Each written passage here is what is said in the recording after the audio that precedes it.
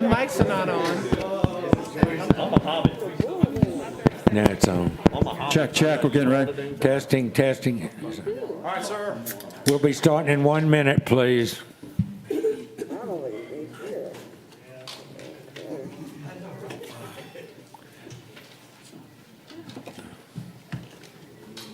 Just so all the board and the staff will be behaving when we go in front of the cameras.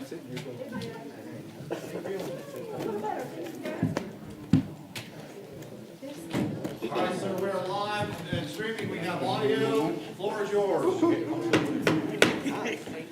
Good afternoon and welcome to the regular board meeting of Savannah-Chatham Board of Public Education on Wednesday, March 3rd, 2021. We welcome you all. This meeting is being streamed so that if you're in a virtual location, we hope that you enjoy being with us. We're glad to have you. For those of you who are just joining us this morning at the informal meeting, we did about an hour discussion on the opening of the new K-8 school out in Westside. We had some audio problems. Those have been fixed, and that informal session is now available on our website, but you can also go to Facebook or YouTube. You can go to YouTube and see it in its entirety. And see it in its entirety. So it was important information, especially for those of you on the west side, and we wanted to make certain that you could see it as you chose. As we begin today, I'd ask Ms. Davis Brown, our secretary, if this meeting has been advertised in accordance with all the statutes. She assures me that it has. Hearing that, I would ask that you present with me stand as we pledge allegiance to our flag. Pledge allegiance to the flag of the United States of America and to the republic for which it stands, one nation, under God, indivisible, with liberty and justice for all.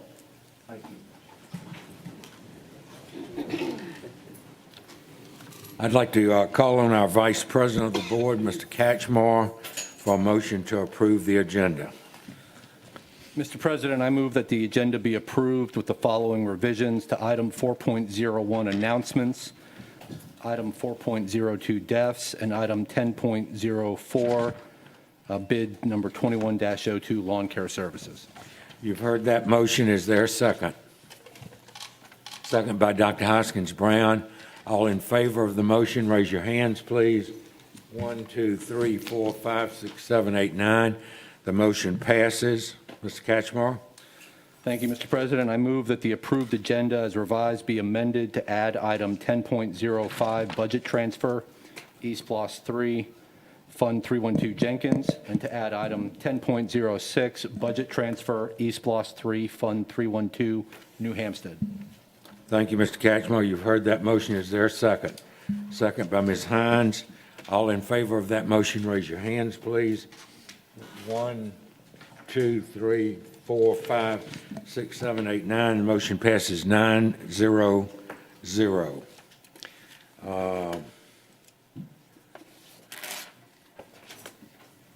Announcements. Just a second. There's a district strategic planning workshop next Wednesday at 9 a.m. That's Wednesday, March 10th. We are working on an update to our 5-year plan, and it will be here in this building from 9 to 11.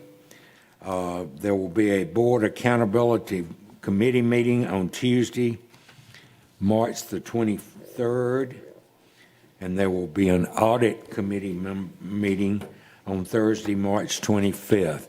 Are there any other announcements that board members need to make? Thank you. It is customary that we honor those past or present members of the district, students, faculty, staff who have passed away during the last month. Today, I recognize Comer Flynn, a retired principal from Scott Learning Center, LaRue Compton, a retired elementary teacher at Thunderbolt Elementary, and Diane Sawyer, a retired elementary teacher at Butler Elementary. Would you stand with me as we reflect on their accomplishments and thoughts?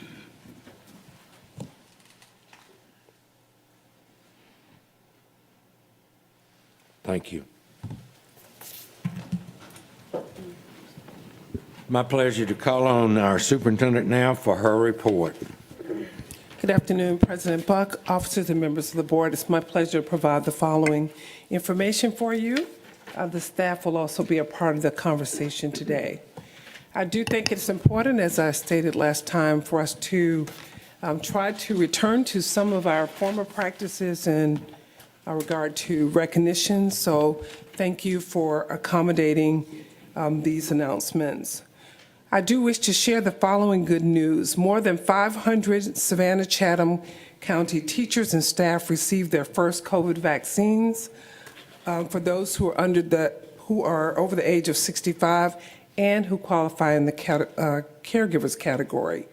The district organized clinics with the support of Hospice Savannah, Coastal Health Partners, Village Walk Pharmacy, and with the continued support of the Coastal Health District. We also, of course, had the support of our partner, Curtis V. Cooper.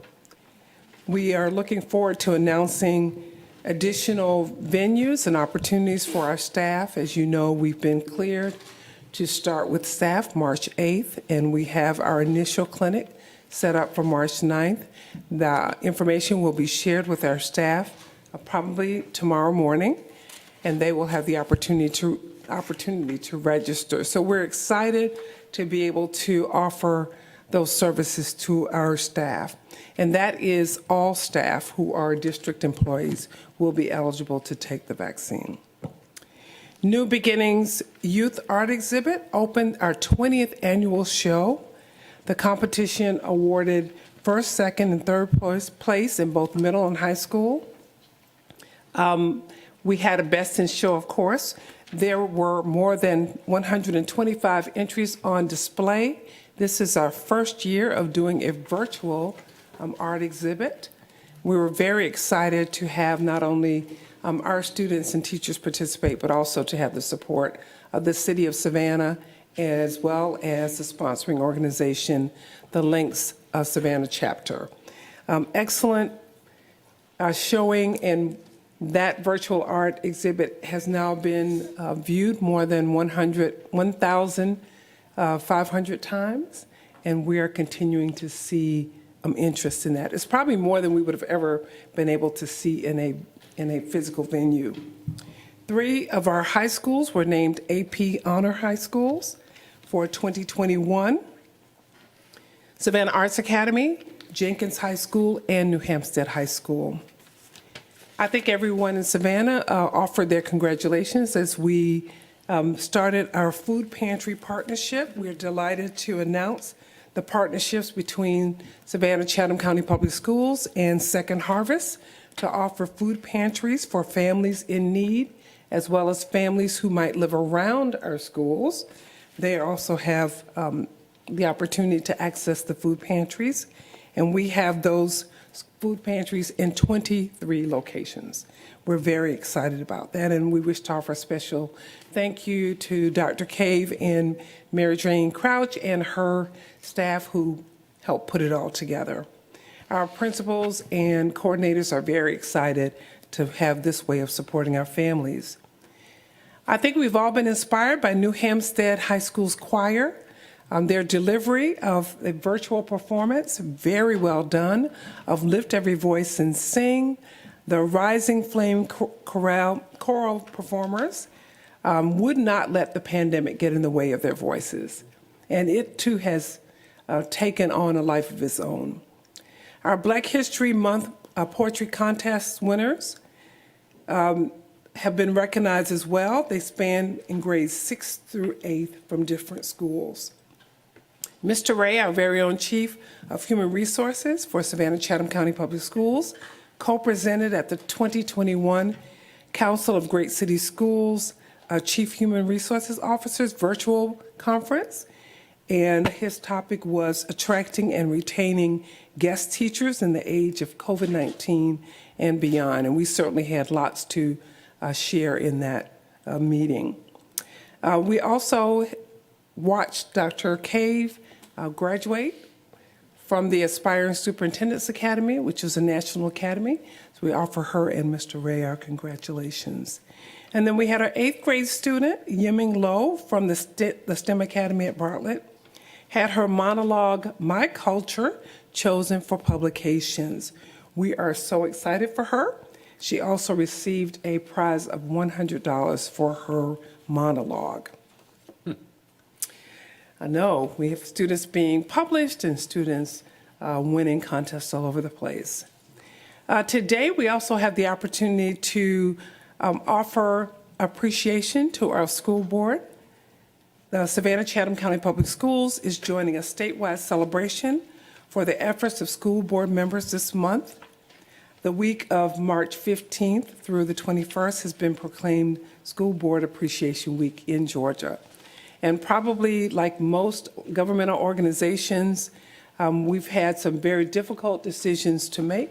I want to take this time to thank each of you for your contribution, and I do think it is appropriate to express our appreciation for your hard work. It's certainly much more than people see. They see these meetings, but have no idea about the reading, the extended conversations, and the deliberations that allow us to move forward during this time. So thank you very much. I want to make sure that we officially recognize each of you for your contributions and your service.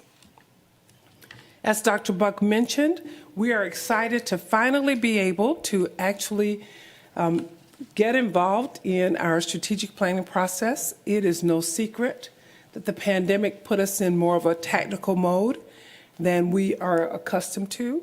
Well, next week we will officially start the strategic planning process with the Board of Education. It was actually planned for a year ago. We would have been involved in this process and probably almost done with it. To that end, I also want to point out that not only will we have the meeting next week, but we will also be meeting with several focus groups, and we'll also have a community stakeholder survey. So that information will be distributed as a part of our plan, and we are looking for this process to be completed sometime in August of this year, right about the time we are opening schools again. It's a great opportunity for us. I also want to, as I said last month, continue to acknowledge our students. I think, Mr. Hediger, you're ready. We want to introduce to you our Student of the Month for January. He attends Southwest Elementary School, and he's in the 1st grade. His teachers are very impressed by his drive to constantly improve his academics. He is the first in his class always, and he never asks for a break. When it's time to do his assignments, he seeks out an adult for assistance. If he finishes assignments quickly, he shows self-control and he reads a book or he takes a brain break. He comes to class upbeat, he's passionate, and he's excited. During reading, he will volunteer to read informational text out loud to his class. And he's also inspired his class to dive into social studies.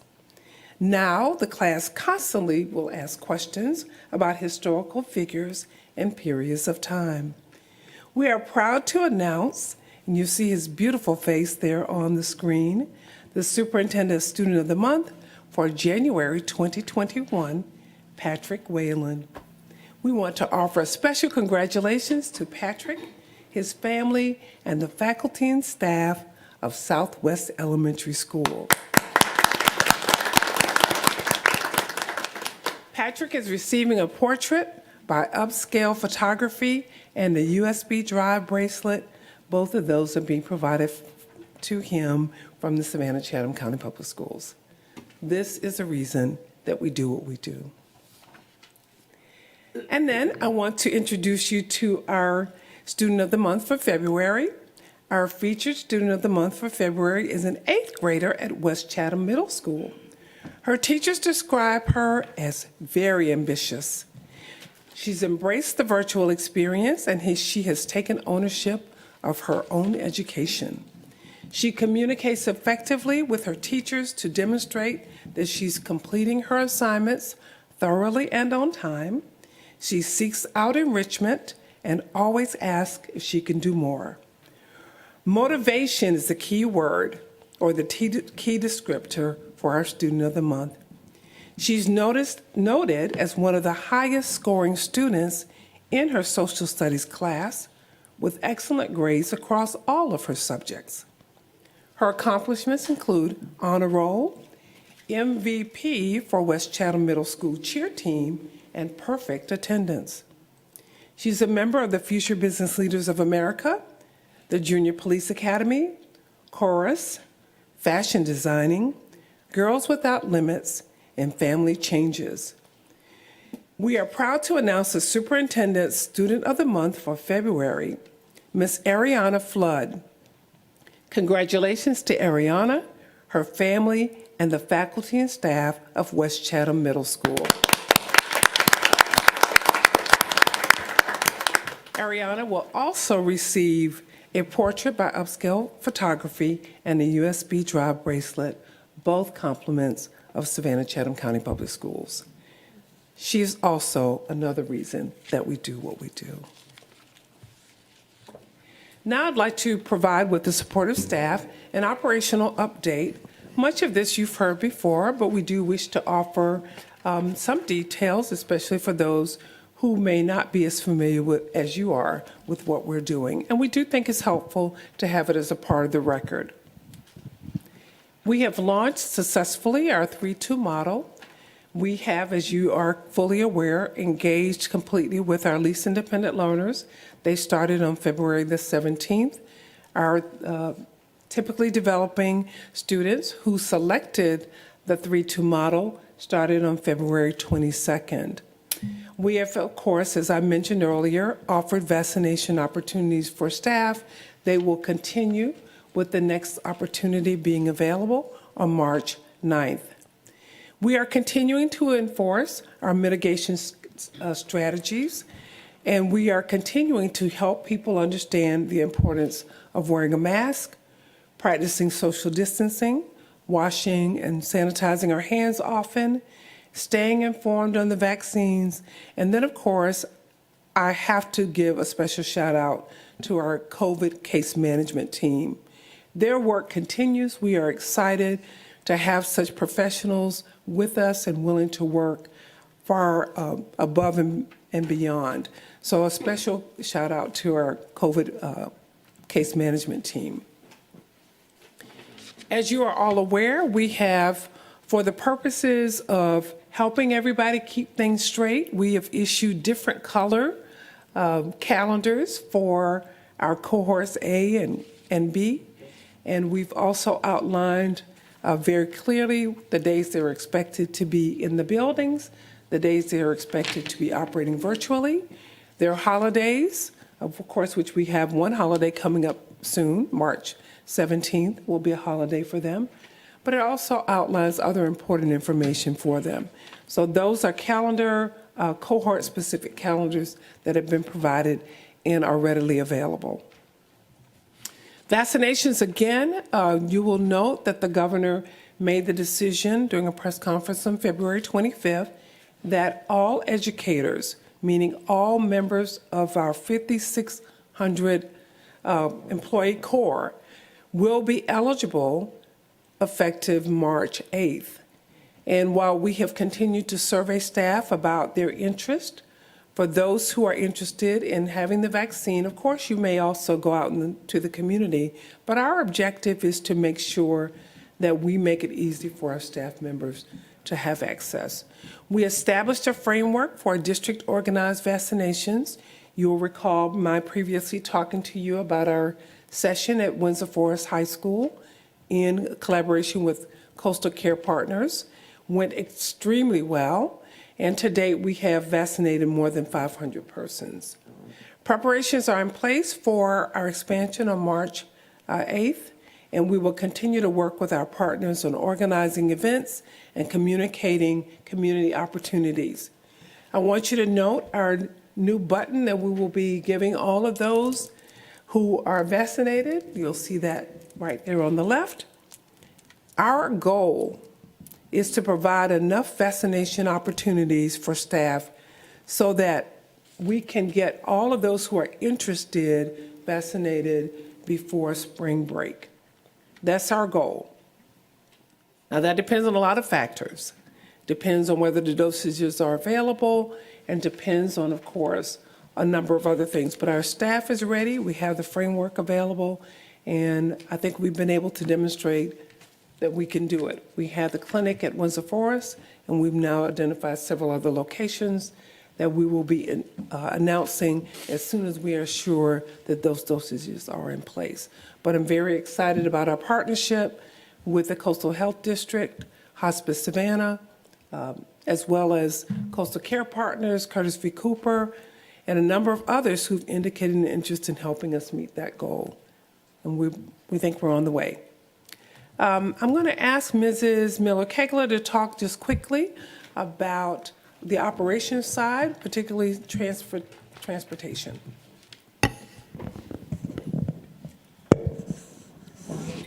Thank you, Dr. Levesque. Good afternoon again. Just to bring you up to date on our work in our operations division, specifically related to our buses and transportation services. We have routed approximately 5,000 students. There's still close to about 700 students that we're currently working on to route. In the second semester, we're still working to make sure that we can transport as many kids who have the desire to be transported, and we still have that space that's available. So we're going through something that's called route optimization, where we may have had a student routed. Parents have now made the decision not to have the children ride the bus, so we want to be able to free up that space. That process should be completed by Friday.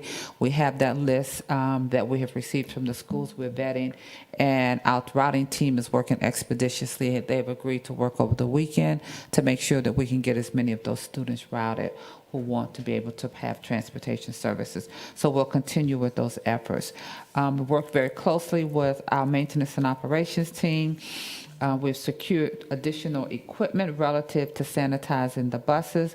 We have updated our entire PPE product line for our drivers. Drivers are double masked. They have face shields for monitors. They are now wearing protective gowns as well. Whatever it takes to make them feel safe whenever they're transporting our students. All buses are now equipped with wipes, if it's their desire to be comfortable with wipes. Containers of over 800 each have been provided to every bus. Each bus has their own set of wipes, Lysol spray, whatever it took to make sure that our drivers had a greater comfort level. We have provided those PPEs to them. We have a new checklist system to make sure that the buses are sanitized after each use. That will be provided and checked. Each lot monitor has that responsibility to make sure that they're sanitized. Those are turned in on a daily basis, and we make sure that the buses have, again, all of the necessary supplies that they need. All of our schools have been stocked with additional PPEs in anticipation of our students returning to the building. Worked very closely with our vendors. We're actually on our cycle of replacing filters in schools. We've completed the first installation, and now we are replacing the filters. Those are on a replacement cycle, and we will continue that process as well. As those changes come down from the Center for Disease Control, we make sure we're monitoring those and what we should or should not be using in our schools. We're making sure that we're monitoring that and making those changes as necessary. Thank you. We continue to receive the many lessons and memos from the State Department and the federal government regarding how we will proceed for this year, assessments. We originally were planning, and I think we mentioned to you in previous meetings when we adopted the Cohort A and Cohort B 3-2 cycle, that we would probably have to make adjustments when it came to testing, because we were required at that time to plan for our virtual students to come into the building. You will note that the Georgia school districts will not be required to have our virtual students come into the building solely for the purpose of taking Georgia milestones. So we do not expect the disruption in the calendar that we originally were planning for. We will make sure that parents are informed that their students will not be required to come into the building to take the test. We have already received requests or inquiries from parents who are saying if the virtual students don't have to come into the buildings, then why does my child have to take the test? And I think one of the things that we have to acknowledge in our communication with the State Department is that we will probably see more parents opt out this year. And we all recognize what those challenges are with testing during this time period. So I want to make sure that you understand that. We also spoke to you previously about expanding in-person options. There is a process that has been established for considering school request. When we say operationally feasible, that doesn't mean only whether we have space in the building or space in the classroom. It also means that we must be able to meet all the other parts of the schooling experience, including transportation. Social distancing is still in effect, and we are always looking at capacity. And we've also received a number of requests about graduation 2021. I think I said to you previously that we've been working on an in-person option. That is still the case, an in-person option that will allow us to have safety protocols. That does mean that we still have ordinances that we must abide by, and we're still working through the venues. So we have a plan A, a plan B, and a plan C. And we're now working through contracts and conditions that will allow us to have an in-person graduation. We're asking for the patience of our seniors and their parents as we continue to work out the details that will allow us to have such an event.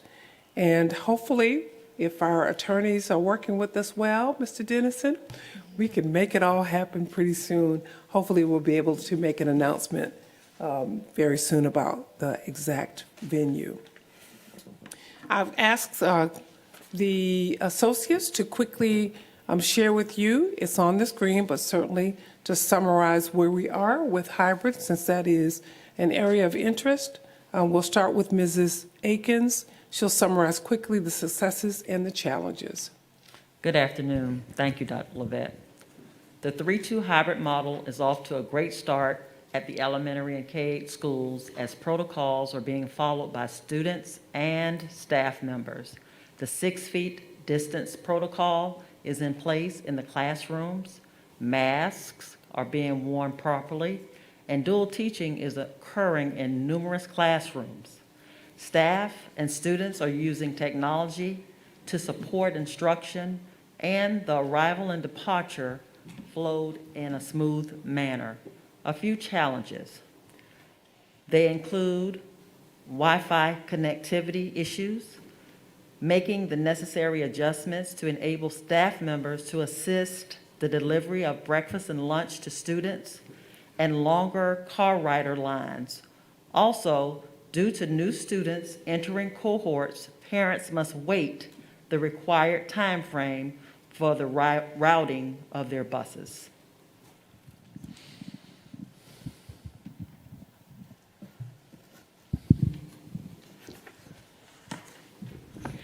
You can go ahead and proceed, Ms. Ball Oliver, and then followed by Dr. Cave. Good afternoon. High school is off to a great start. We were very impressed with our students following the expectations and guidelines, wearing of the mask, very little redirection. Drop-off and pickups went very smoothly. Students are transitioning to their classes well. They've been excited to return and teachers excited to receive them. Also, COVID screenings, our questions and temperature checks are going well as our lunch procedures. Some of the challenges, just like Ms. Akins, due to an increase in the number of requests, we have had to recently request transportation. An example would be Jenkins High School that was able to take over 50 students off of the wait list on Monday and submitted their transportation request for those students yesterday. So attendance, for some, they decided not to participate, which was what allowed them to be able to take others from the wait list as well, but they didn't notify the school, so they've had to follow up and make those additional calls. Dual teaching, teachers are getting adjusted, but it is still presenting a little bit of a challenge in some classes. There's intermittent technology, and sometimes our students forget to bring their devices to school because they may need them to work on things. It is my pleasure.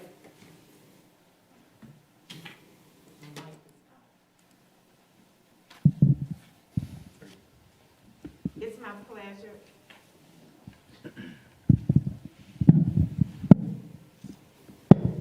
Thank you. It's my pleasure to continue to supervise one of the finest group of principals in the district. They have many successes in spite of the challenges that the schools continue to face. Organization and procedures for safety are working really well in the building. They have an automated temperature checks. They are really excited about those. They seem to be working really well for them. And the automatic hand sanitizing stations. The students are happier. I visited the schools and the children are so excited to be there and they're very engaged. They have a label system that's going on for the car riders as well as the buses, and that's working well for them. They also have an increase of the students who are requesting to come in for face-to-face instruction. So that means a decrease in the paper packets, and we're really excited about that.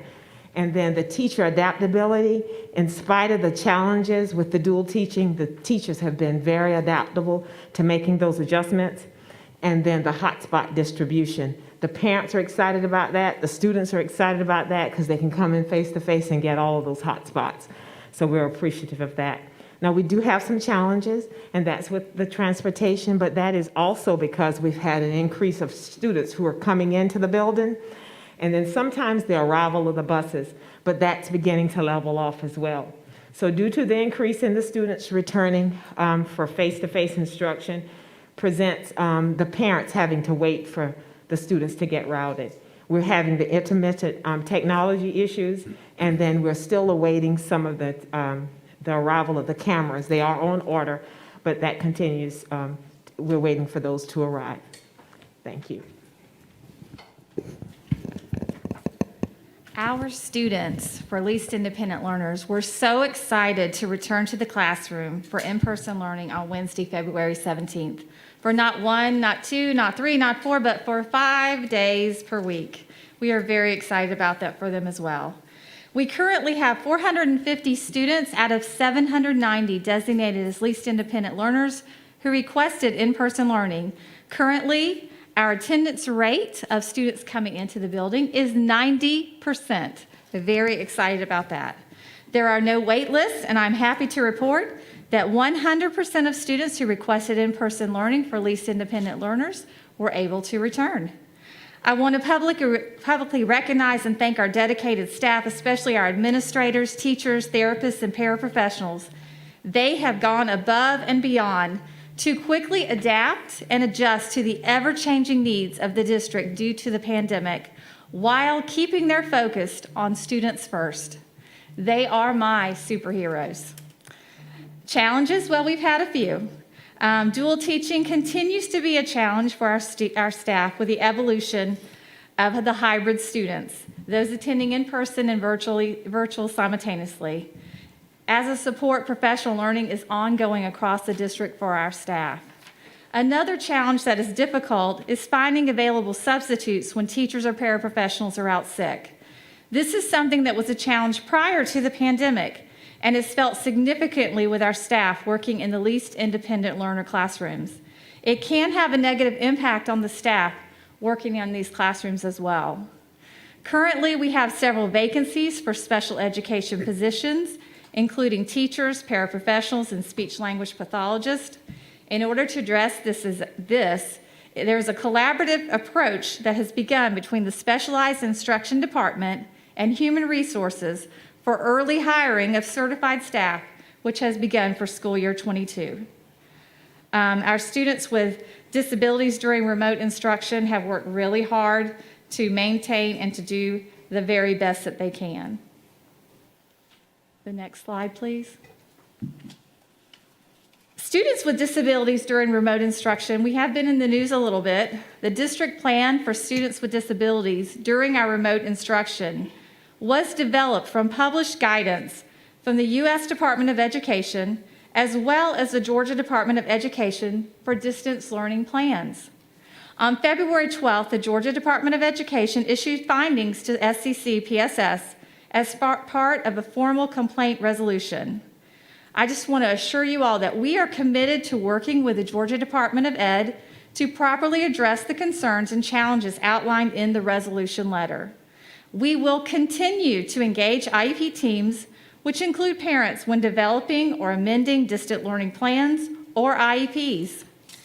As always, any parents that would like to request an IEP team meeting may do so by notifying their child's special education teacher. If anyone has questions or wants more information regarding student-specific concerns, they should contact the district's Specialized Instruction Leadership Team by phone at 912-395-5583 or email sis@sccpss.com. During these challenging times, our commitment to our students with disabilities has never wavered.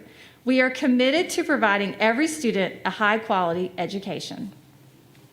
And that concludes Thank you the very update. much. I do want to also add a special thank you to our bus drivers who have taken on the responsibility, as always, of transporting our students. As well, the bus drivers and school nutrition workers are doing double duty. They are serving the young people who are in the buildings, and they're also making sure that they're still serving the young people who are at home on virtual education. So please join me in thanking them when you see them for their continued work.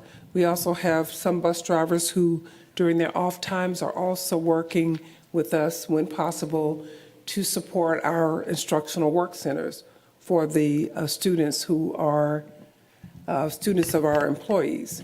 So the school nutrition workers and the bus drivers are working in several spaces across the district, often working longer days than usual, so that we are able to make this configuration work. Special thanks also to our maintenance employees, who are also in many instances doing double duty.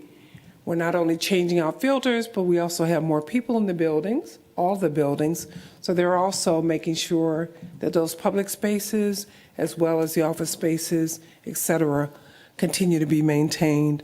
And I want to offer a special thank you to the central office employees who over the last 2 weeks have packaged up more than 6,000 hotspots for distribution to the schools.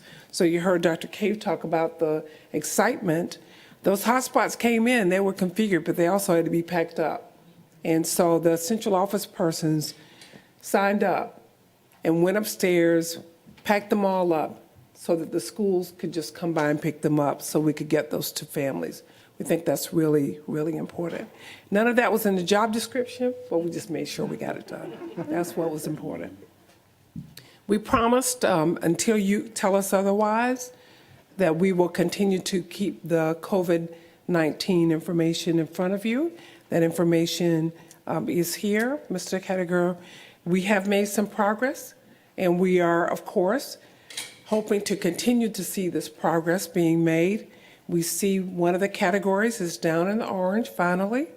The other two are in the red, but certainly a lot less than they were when you looked at them last. We are, of course, taking precautions because spring break will be here before you know it. And if you're watching the national news, you hear people talking about spring break. And we are very excited that we are all in tune to this information so that we can continue to keep our students, our staff, and our families aware of what they need to do. That's also another reason why we have as a goal for those who wish to be vaccinated, trying to get those vaccinations to them before spring break.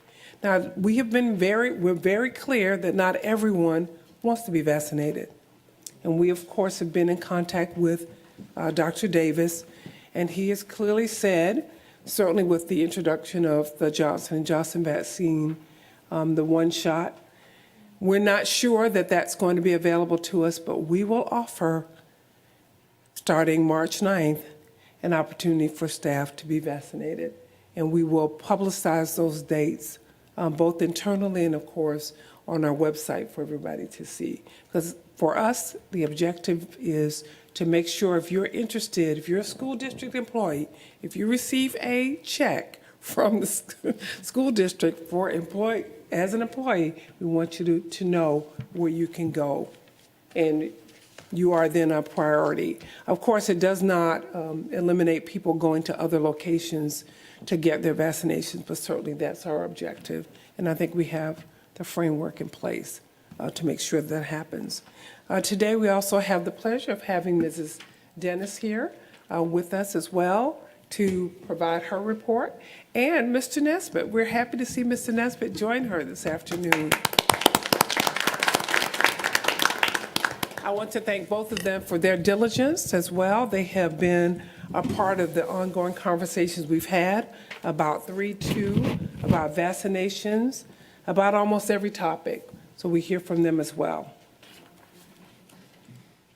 Good afternoon, everybody. Afternoon. Yes, I will primarily be presenting the minutes from our March 1st Senate meeting, but in short, I just wanted to mention that prior to that meeting, the Senate also gathered for a meeting on February the 1st to provide feedback on working conditions and the 3-2 instructional model in preparation for its implementation. And the teacher poll results from that February meeting were presented at the February 3rd board meeting. Regarding the minutes for March the 1st, the first item that we discussed was network and Wi-Fi status. Mr. Eller gave a presentation to the Senate about the recent issues with district network and Wi-Fi, and he covered what problems were identified and what short-term solutions were put in place and what they were looking for in the long term in order to solve the problems, including replacing the wireless controller and the existing firewall. The second topic of our discussion was the update on teacher vaccinations, and Mr. Hediger gave us an update on plans for the vaccination of the over 5,000 employees in the district, and explained to us that the plan is in coordination with the nurses, the Human Resources Department, and risk management. He also further explained to us that the work that had been done with some community partners during the 1A plus phase was serving as a foundation for the plans for 1B for the distribution to all employees once that opens next Monday. He explained that staff should look out for communication about the opportunities to sign up and also for very specific information about what vaccines were going to be offered to staff so that they can make their personal choices about what they would like to do. Also, we had great discussion about how appreciative we are of our district nurses who have all been trained to administer the vaccine. And I think on behalf of all employees, we owe them a great thank you for doing that. The last thing that we did was we had some breakout sessions, and we discussed what was working and what could be improved with respect to the 3-day, 2-day rotation since it had been in effect for a week, and also the possibility of expanding to a 5-day per week in-person learning model. The detailed feedback that was provided by the Faculty Senate on what was working and what to focus on and that 5-day plan is detailed in the minutes that you have in front of you. And so that's kind of the top line of our last Faculty Senate meeting. Thank you very much. Any questions or comments from board members? We appreciate you both and what you do, and welcome back. Thank you so much. It's good to be here again. Thank you. So I'd like to add my thanks for both being here today as well. Thank you so much. You're welcome. Next time, their next meeting, I think, is with you all. So I think you received your invitation already for your opportunity to meet, and I'm sure Mr. Hediger will send that invitation out again, should you not recall having received the invitation. A couple of reminders. We do have teacher and student artwork on display at the Beach Institute. That's 502 East Harris Street. And that artwork will be on display until April the 30th. Our WW Law exhibit at Massey is open through Monday. So if you've not had an opportunity to see that exhibit, please take a few moments to go over to Massey and take advantage of that offering. And then finally, thank you again for your patience and your compassion during this very difficult time. These reports take a lot of time in our meeting. Because we meet only once a month, it's very difficult to get it all in during one meeting, but we appreciate your patience and find that staff do, and parents often, refer to this meeting for information as a reminder. So thank you very much for the opportunity to serve. Thank you, Dr. Levette. As we get ready to move forward, I would just, two comments I would like to make. One has to do with, Dr. Levette alluded to the student art exhibit that was sponsored by the Lynx. I would just encourage board members and anyone else out there to go, the link is available, and to go and look at that. In a year of virtual learning, we had over 100, I think 125 applications submitted, or works of art submitted. The coolest thing of all is the fact that never before have we had available, if you wanted to see those in the past, you had to go to the gallery and look at them. The link has a wonderful visit to an art gallery that lets you see all 125 and find out about the students that painted them and drew them, and et cetera. It is an exciting thing to me to see that people across the world can now look at what our students have done. And in the past, they had to go downtown and look for a parking place. So it's a good thing. Secondly, you've heard the superintendent talk about all that we're doing with back to school and with COVID. I would encourage our population out there, the students and our staff are only as good and as safe as all of you out in the community. And even though many more people are getting the vaccine and many more people are getting their shots and feeling safer, it is still imperative that you wash your hands a lot, that you wear your mask, that you do all the things you were doing last March when we were in quarantine. Because if we end up finding that the rates go up in the community, then just by the way things are, we will end up probably having to close again. We do not want to do that. So cooperate with us and help us by doing the things that you're supposed to do. I appreciate that. We've got 4 speakers today. The first one is Zarek Samples. Oh, yes, I'm sorry. Do we have the opportunity to ask questions as a follow-up to the superintendent's report? Yes, you can if you. Okay, I had 2 quick questions. One was, we heard from each of the associate superintendents about the issues with technology. Do we have an update on resolution of those technology issues, or is that just an ongoing? Yes, I can provide an update. We have been working on changing some of the services in order to release some of the workload that our firewalls and our controllers are going through. With the sudden increase, what has happened is that they've maxed out the capabilities of the existing hardware that's in place. And what we've done is we've borrowed other equipment from vendors in order to offset some of that load. So right now, the systems should be functioning better while we work through the process of acquiring permanent replacement equipment in the next month or 2.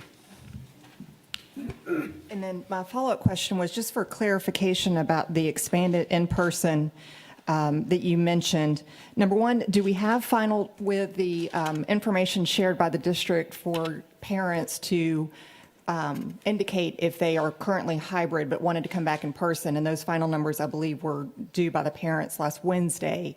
Do we have updated information about the number of students that are in the hybrid model? And then my second question was that when you were talking about the expanded in-person and the ability to accommodate more students, did I hear you correctly that a request must be made by the to be able to expand? So your two questions. The first question is regarding the number of students. That was provided in your package. So you received the folder. The numbers are provided here for your review. Okay, I missed those. And Thank so you. we invite you to take a look at that. Okay. I think it was provided early this morning, because we wanted to make sure we had the numbers as through yesterday.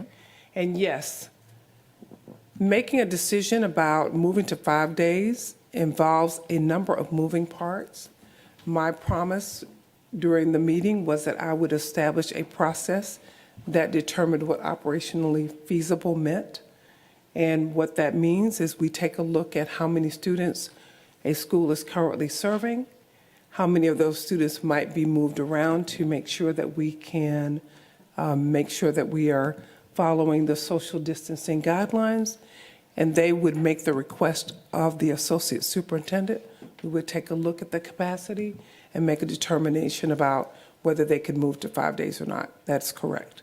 Okay. And in our resolution that we adopted last month, part of that resolution did include evaluating that potential to return to 5 days a week once the teacher vaccines were available. So is that part of this planning, or is it only incumbent upon the school to make that request? We are looking at it based on a school-by-school basis. I think it's pretty clear that some of the schools have more students than others. So we were looking at it in that regard. I believe the resolution, which I can safely say I did not commit to memory, said that we should consider, and I'm assuming, meaning the board will consider, whether you're going to demand that we move to 5 days before the end of the year. I can tell you that teachers clearly have indicated, as well as administrators, that they would like to see us settle and have one approach through the end of the year. That certainly, as a professional, I would recommend, especially given some comments that we've had about all the changes. In fact, one of the parents sent me a note and said, start of school, take 3. So if we decide to move again and make another change, then I think that would be something that you would direct. And we can look at the resolution. Perhaps my interpretation is not correct. But we were looking at, I think based on at least one board member's request, that we look on a school-by-school basis simply because some schools may have had more space than others. If I'm not interpreting it correctly, please advise. I think that's correct. Any other comments? Dr. Buck, I would just like to ask Dr. Levette, can you briefly explain why the students lost Wednesdays? Because I've gotten calls from parents and students along those concerning. When we proposed on November 6th, we had the board retreat. Yes. We proposed several models, and we came back and proposed those again. And I believe almost everybody was there at that time. One of the models involved giving the students on hybrid more than 2 days a week. And so we looked at rotating Wednesdays, which meant then that on some Wednesdays, and it was really in response to a few parents. I think when I started counting, there were a few parents who had a concern about Wednesday, and Wednesday not being a quality day. And I think if you go back, I can tell you that the students, and it's on the record, I can tell you the students did not share that opinion. The students felt, and most of the teachers felt, that Wednesday was a good day to help them manage all of the obligations they had. But we did, as responsible professionals, offer an opportunity for more classroom instruction, and 3-2 was one of those, which meant and I think it's on the record as well, that they would lose that Wednesday. The teachers are concerned as well because now they have to find another way to do their professional development. So some parents who wanted more instruction got their needs met. But as you are now learning, there were probably more who preferred not to have that option. You'll be hearing from a student with a petition and a parent about Wednesdays in just a few minutes. Mr. Johnson? Yeah, my question is about the vaccines. Are we going to be staggering the vaccines for staff? Trying to figure that out because there are people who've had side effects even from the first shot, and I would hate for however many percentage it is, they all to be out at one time. Are we going to looking at staggering those staff? So our strategy for offering vaccines is we learned from our Windsor Forest offering. And what we learned was most people came after school.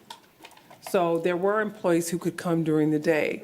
When we surveyed our teachers about it, they were very clear. They do not wish to necessarily, and they didn't speak for everybody, but most of them did not prefer to come during the school day because it meant they would miss time from the students. The students just getting back now have to be out to get my vaccine.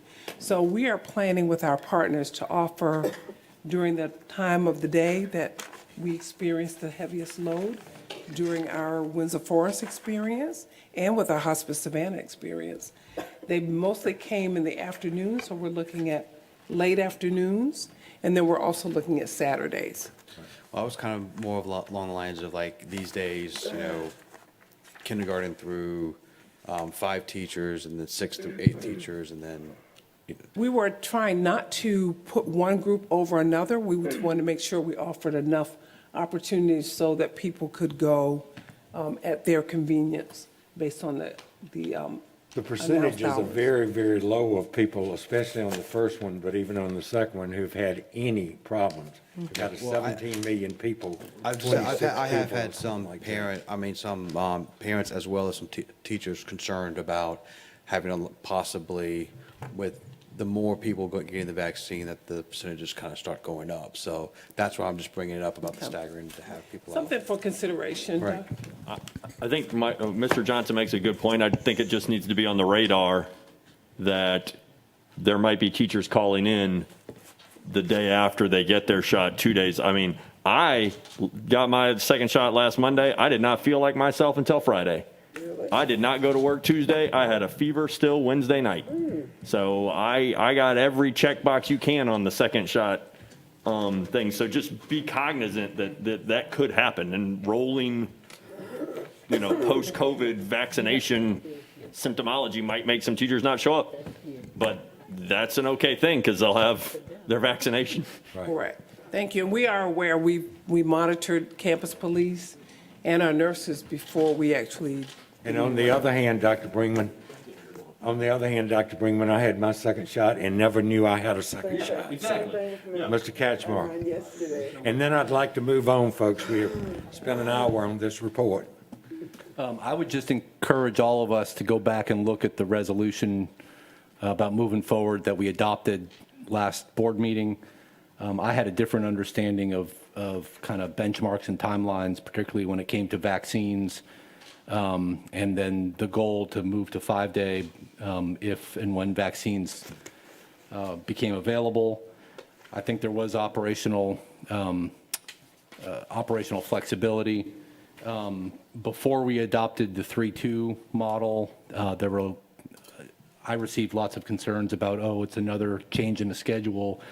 But I was listening to the reports today, and it seems to have been relatively smooth. The main concerns were transportation and technology, which we're going to have, whether it's 2-day, 3-day, 4-day, 5-day.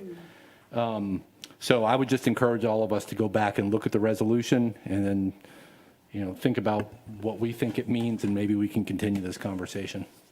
Thank you, sir. Any other comments? Dr. Howard Hall. Yes, I'd just like to ask, what can we do or what are we doing to better assist our bus drivers? I know that we are providing the PPE that they need to ensure their safety. I know that we're providing them with the sanitizing items that they need to ensure that their buses are clean.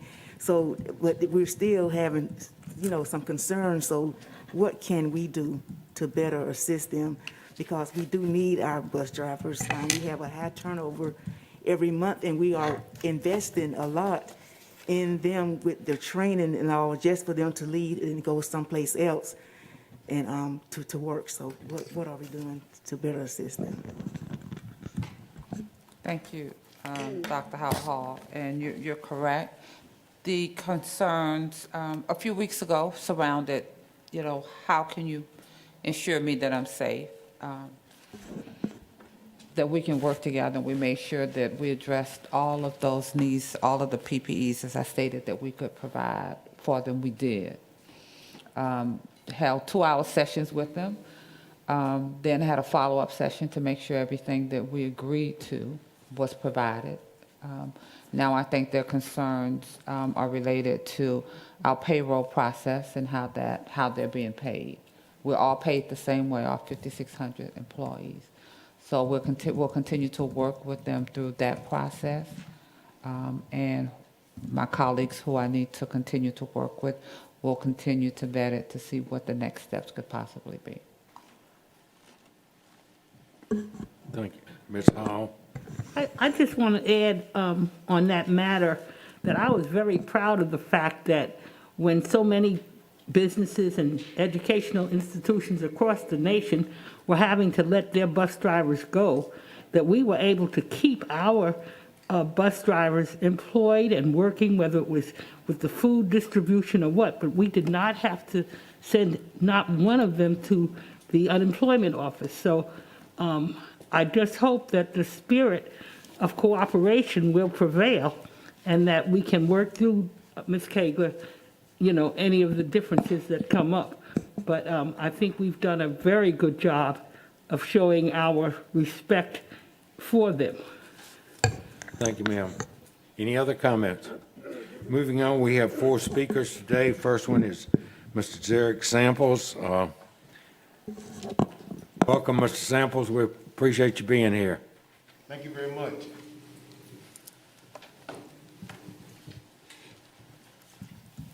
To Chairman Buck, Superintendent Levette, did I say that correctly?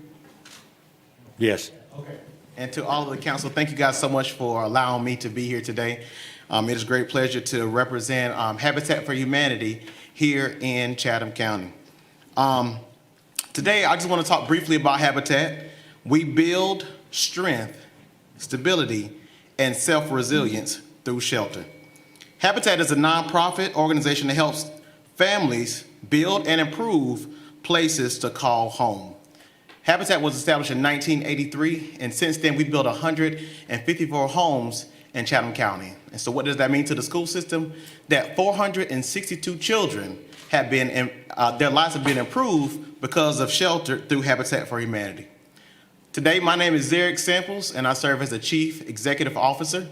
Prior resident, home from Brunswick, Georgia. Had an opportunity to attend Armstrong 2007 and 2011, graduate with my master's in adult education. I've been with the War on Poverty since 2014, working with a similar program to EOA Savannah called Coastal Georgia Community Action, where we help people change lives and build families. Enough about me, but let's talk about Habitat a little bit. There is 3 misconceptions about Habitat. The first is that Habitat gives homes away. We don't. Please understand that these homeowners pay, 1, a down payment, as well as a mortgage. The difference is that we offer them low to no interest on those particular loans.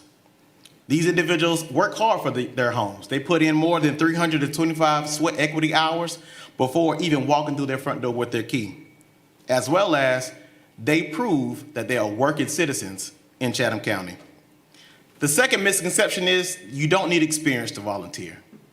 Each and every one of you guys here and all of the constituents watching can definitely come and volunteer, whether it be on our construction site, in our restore, or in our office located at 701 Martin Luther King Boulevard.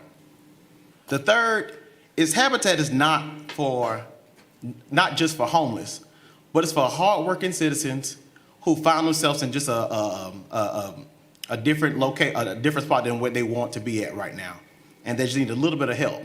When we look at affordable home ownership, we see that so many people are actually paying more to rent a home than to build equity for their family. So what am I here for today? To talk about the role of housing in educational opportunities. Academic success starts at home. Just this past week, I had an opportunity to attend the Leadership Savannah retreat, and I had the opportunity to talk about quality of life. And when you look at quality of life, you're looking at the family. And when you look at the family, I immediately think about the children. And I feel like there are three areas that affect the growth and development of a child. We have the wonderful school system here, Chatham County Public School System. You have community members, such as the 100 Black Men and other entities, Omega Psi Phi Delta Sigma Theta, who do their job to make sure that they can influence these children. But if you don't have the foundation of home, everything that you put into those after-school programs and those schools and the education that's brought throughout the school system is for naught. So we believe that a family living condition can play a significant role in children's educational opportunity and achievement. So what does that mean for children? Frequently, inadequate moves will negatively affect academic success. We understand that when children move from house to house and there's bad lighting, or let's talk about right now, we're in the pandemic, and thank God that you guys are moving back to a system where you guys can actually be back in school, but how many children were affected by not having adequate electricity, or their power being shut off, or powers, or place that was equipped for them to really take into action what they were actually learning? There's so many things that affect their children who are trying to learn from home.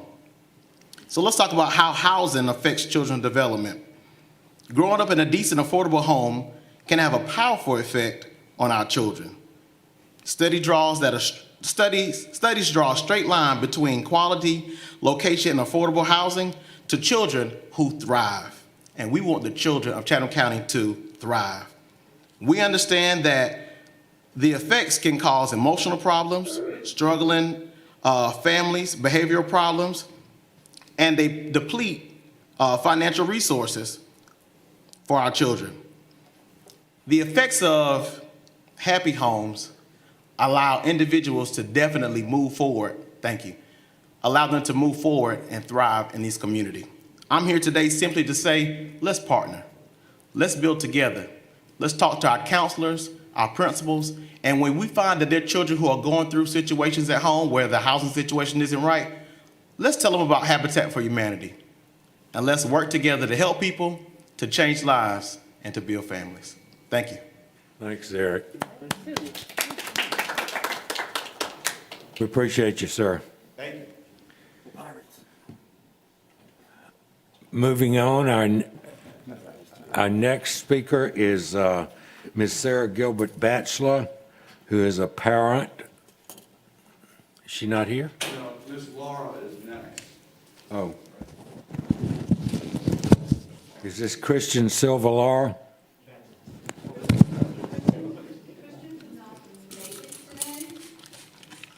Oh, understood. Go ahead. I'm sorry, I can't hear what's going on back there.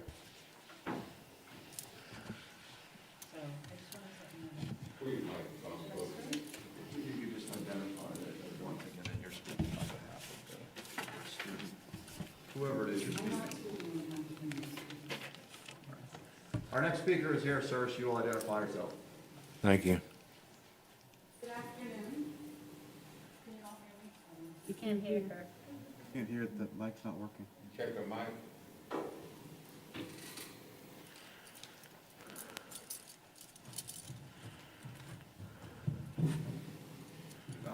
It's on now, I think. Oh, no. No.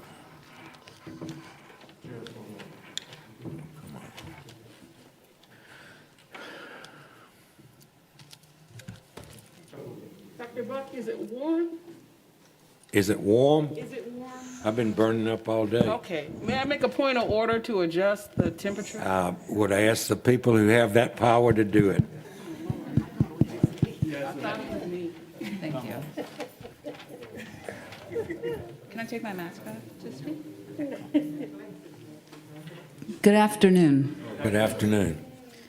My name is Sari Gilbert Batchelor, and I'm really honored to be here in front of each of you, and I'm so incredibly in awe of what you're all trying to do to help our students.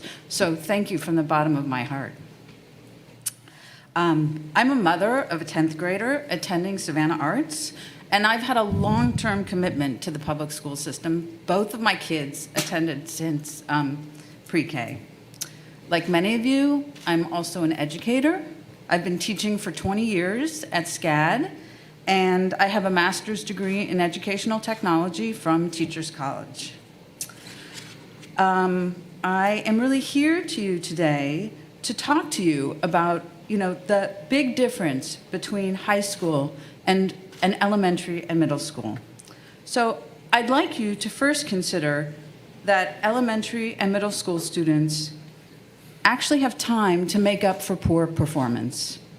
Their workload is quite light relative to their older counterparts. Most importantly, their grades are not going to determine their future. They have no direct impact on going to college specifically. For high school students, this time is everything. The expectations and the workload is so high. Students have 8 classes, which translates into 16 assignments a week, many of them taking AP courses. And unfortunately, they've also lost Wednesdays, and that was a day for them to actually study and catch up on all of this work. But most importantly, it's about grades. Their grades right now are everything. They determine if they can go to college, they determine where they can go to college, and possibly most importantly, they determine if they can pay for college. So I just want to remind you that students have to have a 3.0 GPA in order to qualify for the Hope Scholarship. So what I'd like to do is propose 6 things that I think that the county could implement across the board for high schools. And these are all measures that educators are doing right now. The first, which I know many teachers are doing right now, is getting rid of late assignment penalties, right? So they're giving students the opportunity to get in late grades until the very last day of the quarter. Some teachers are doing this, other teachers aren't. Wouldn't it be great if we could just do it across the board?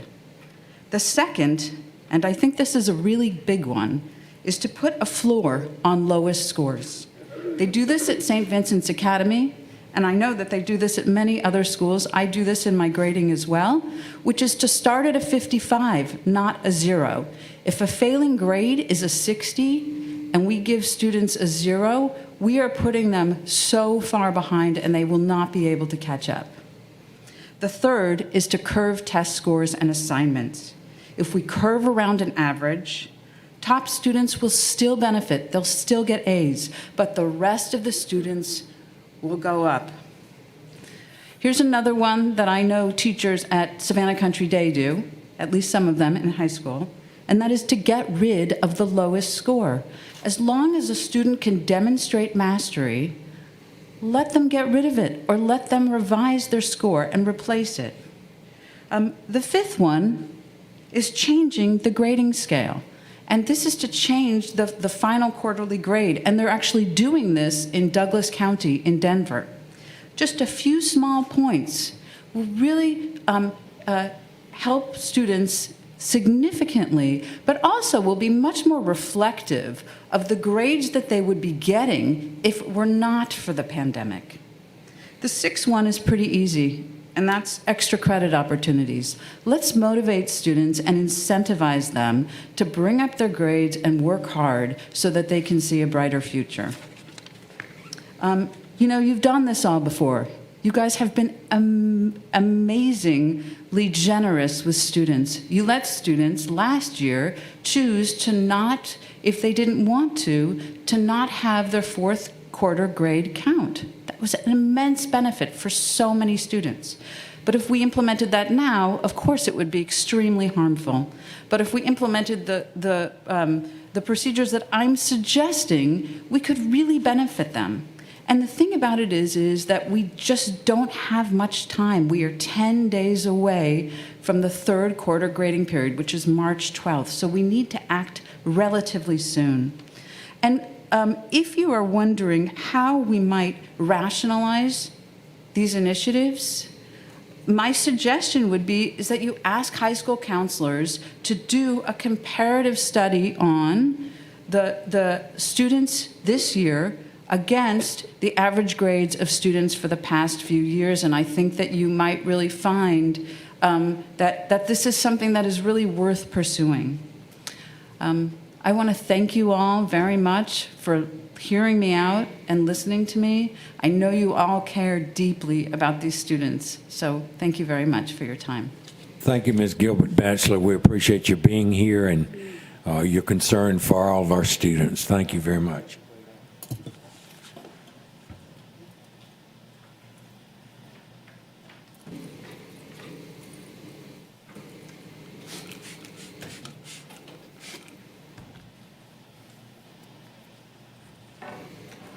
Our next speaker is a student, Christian Silva Lara. She's not here? Oh. Okay, that's who you were talking about. Next speaker is Ms. Durkin, is that correct? That was Silver Lara, no. I believe the student did not come. That is correct. We have a petition from those students, though, I think, signed by 1,300 students that wanted something done with Wednesday. So,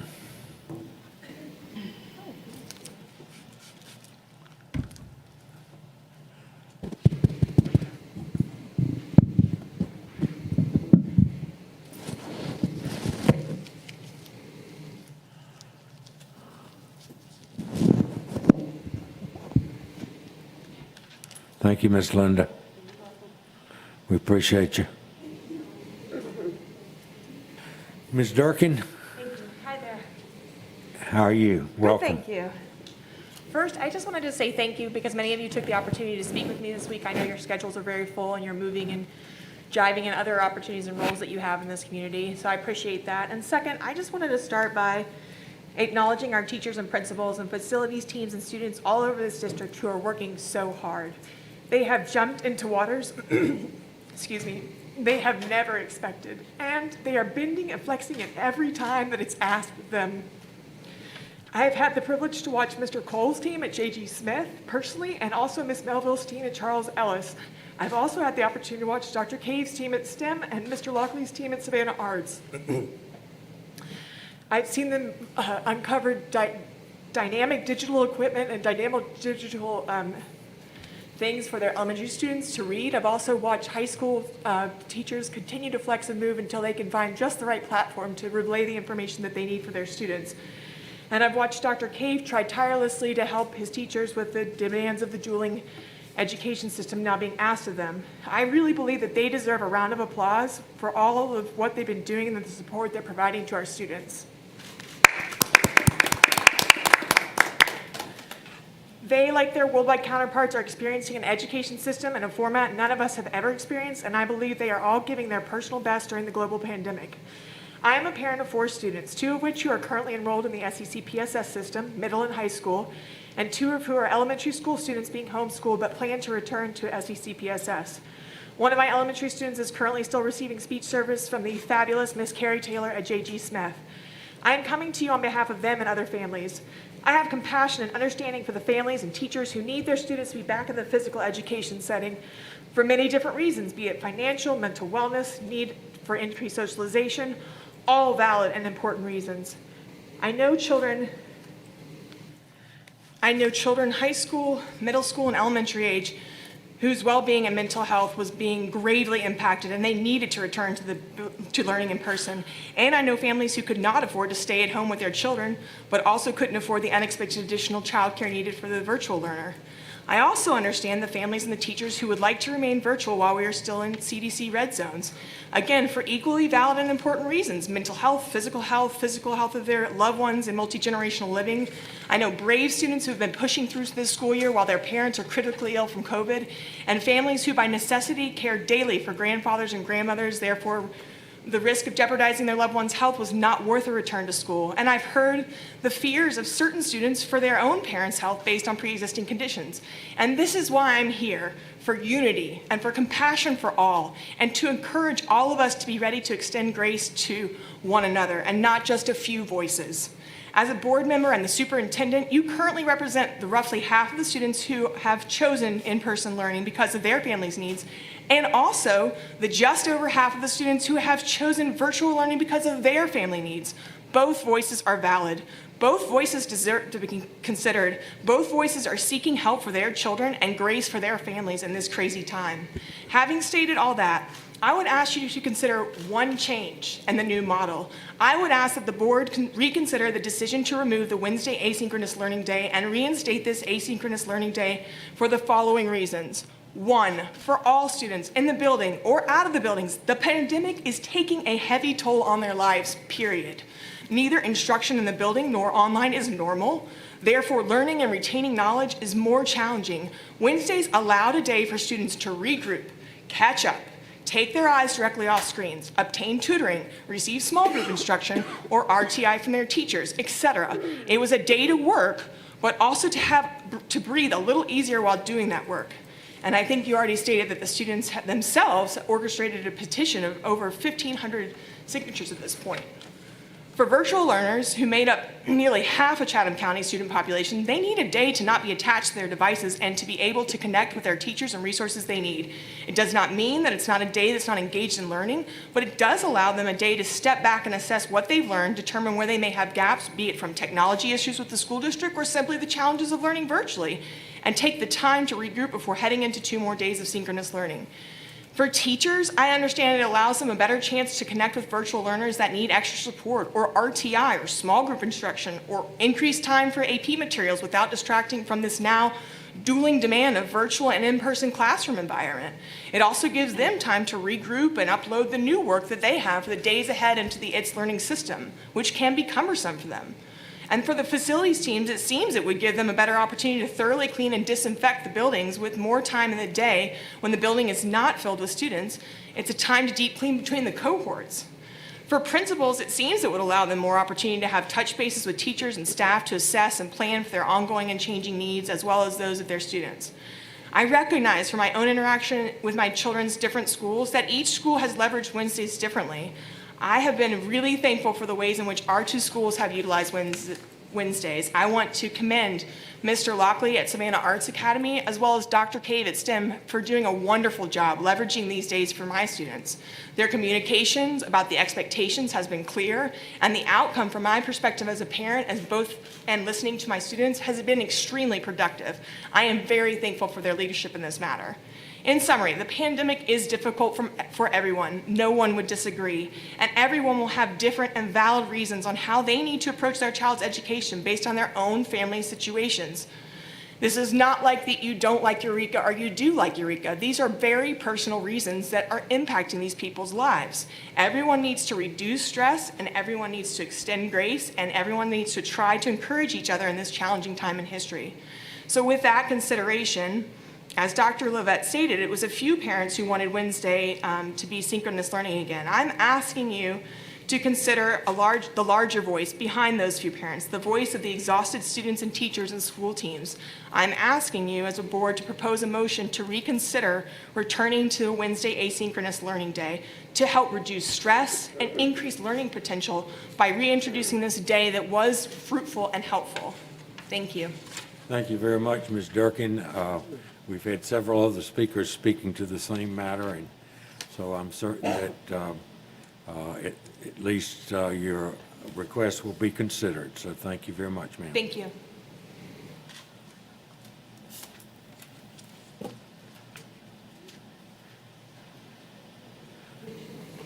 Moving on to board matters. First one is policy ABD, school superintendent legal status. This is a first reading.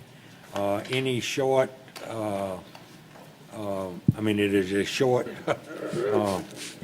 policy. Are there any concerns, corrections that you'd like to see? Remember, first reading, it will be voted on next month.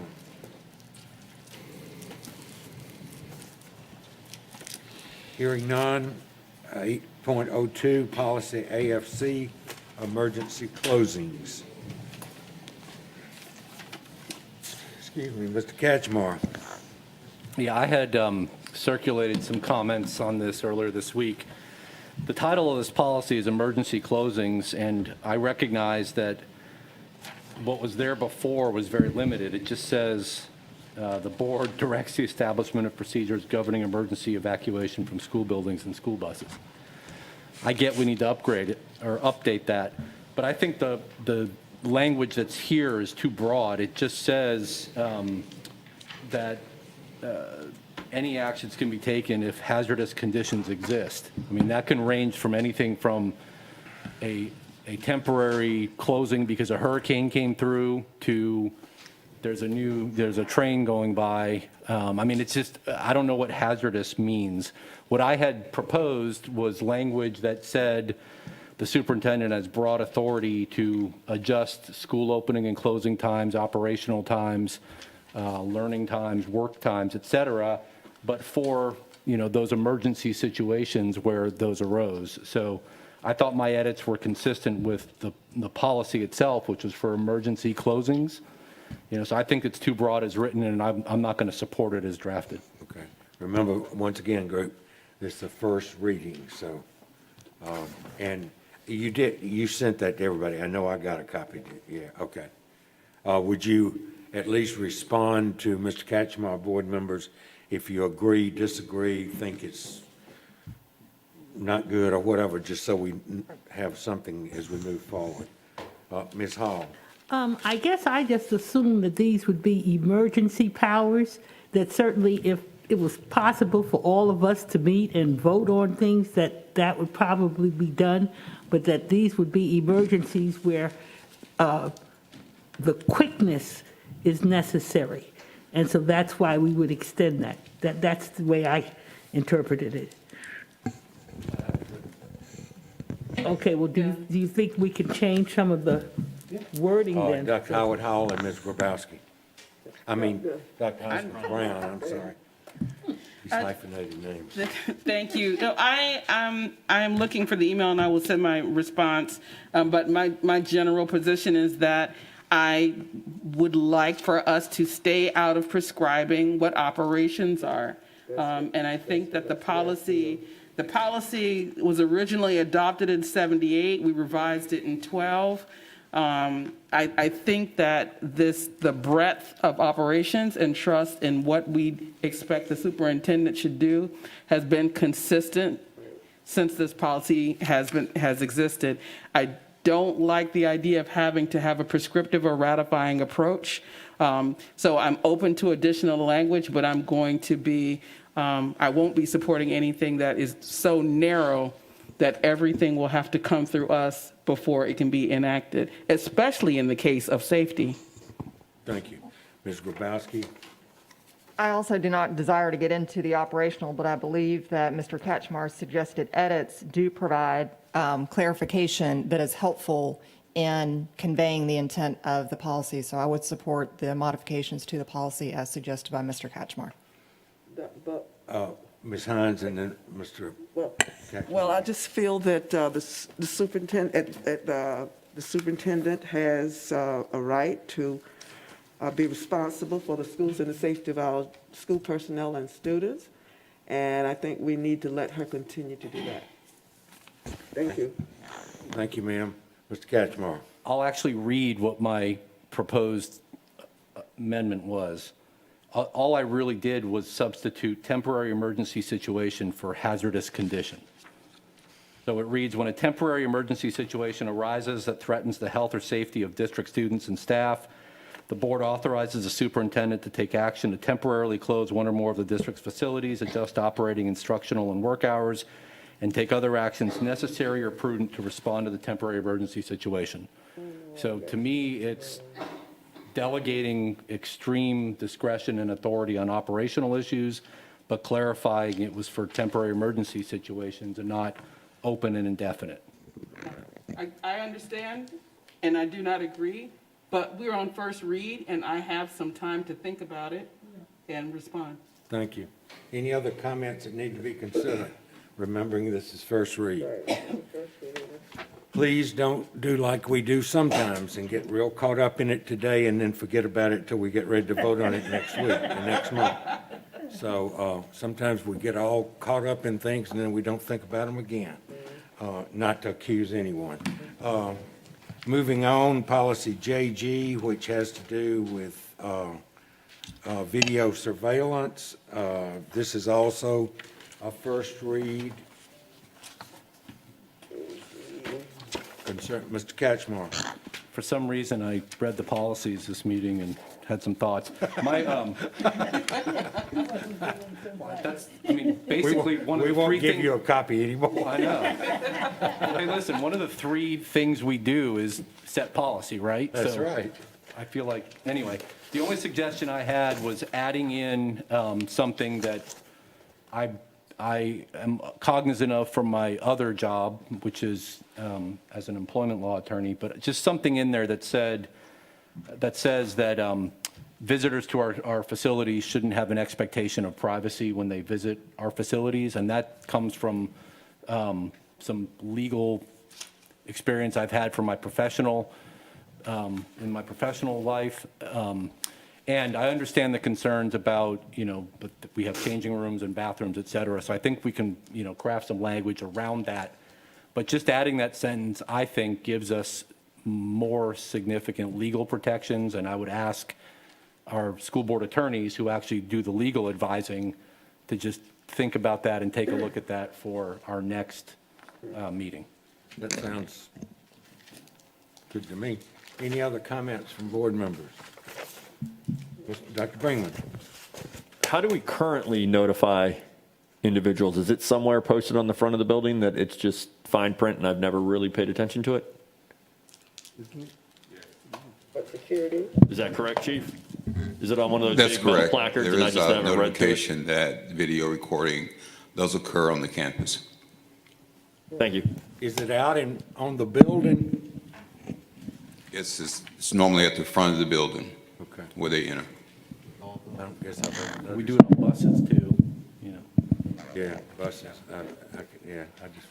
Any other, Ms. Grabowski? So I did have a question. I appreciate the response from Mr. Hediger received this morning. I certainly understand that this policy is related to surveillance and security, but it states video cameras shall only be used to promote order, wellness, safety, and security of students, staff, and property.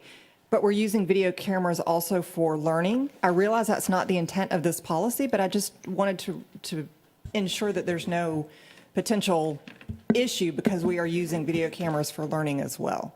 So if you could just clarify that. Yeah, and really in both of these policy cases, even the previous one that we read, it's important to remember that the narratives that are found within the context of the policy are established by what that policy is. So when we're talking about the cameras, for example, in this particular policy code section, we're talking about those that are being utilized for video surveillance and monitoring. So we have to remember that categorically that's where that action and that direction fits. It's not unlike the previous discussion about emergency closings. Hazardous conditions are those that would come under a situation where an emergency closing would be necessary. So we're taking all the consideration of the feedback that we've received into consideration under this first reader, but it's always important to remember categorically how the language lines up to the policy. So in this particular situation, it's not a broad definition of video cameras, it's video camera use under the monitoring and surveillance. Any other comments? Moving on, naming of K-8 school facility, the first read. Ms. Akins is going to read that into the record for us. Thank you. Naming of new K-8 school. In accordance to policy FDC and administrative regulation FDC-R naming facilities, a team was appointed by the superintendent to provide 3 proposed names for the new K-8 school constructed in western Chatham County.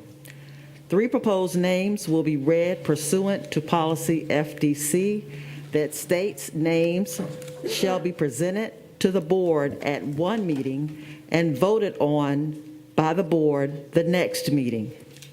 These are the 3 proposed names and the rationale.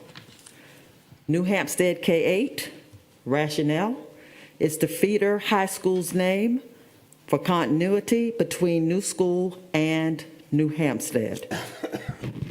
West Chatham K-8, rationale, school geographically located in the western area of Chatham County. Bloomingdale K-8, rationale, school is geographically located in the Bloomingdale community. The meeting agenda and the names of all committee members are posted to board docs. This is being read into the record as first reading. We will actually vote on this at the next meeting. Is that understood? Any comments? Moving on, Policy 2 and Administrative Regulation 2R on testing.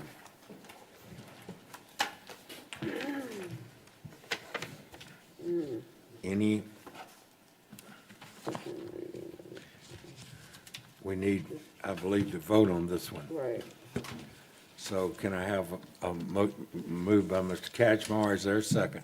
Second by Dr. Hoskins Brown. Mr. Catchmar, anything? Dr. Hoskins Brown, anything? Any other board members? All in favor of the motion, raise your hands, please. 1, 2, 3, 4, 5, 6, 7, 8, 9. Motion passes 9-0-0. We have 2 proclamations to approve, and I've forgotten now who I asked to read them. Who is reading today? I thought I You asked. did assign somebody. Well, I'll read it first. Okay, read.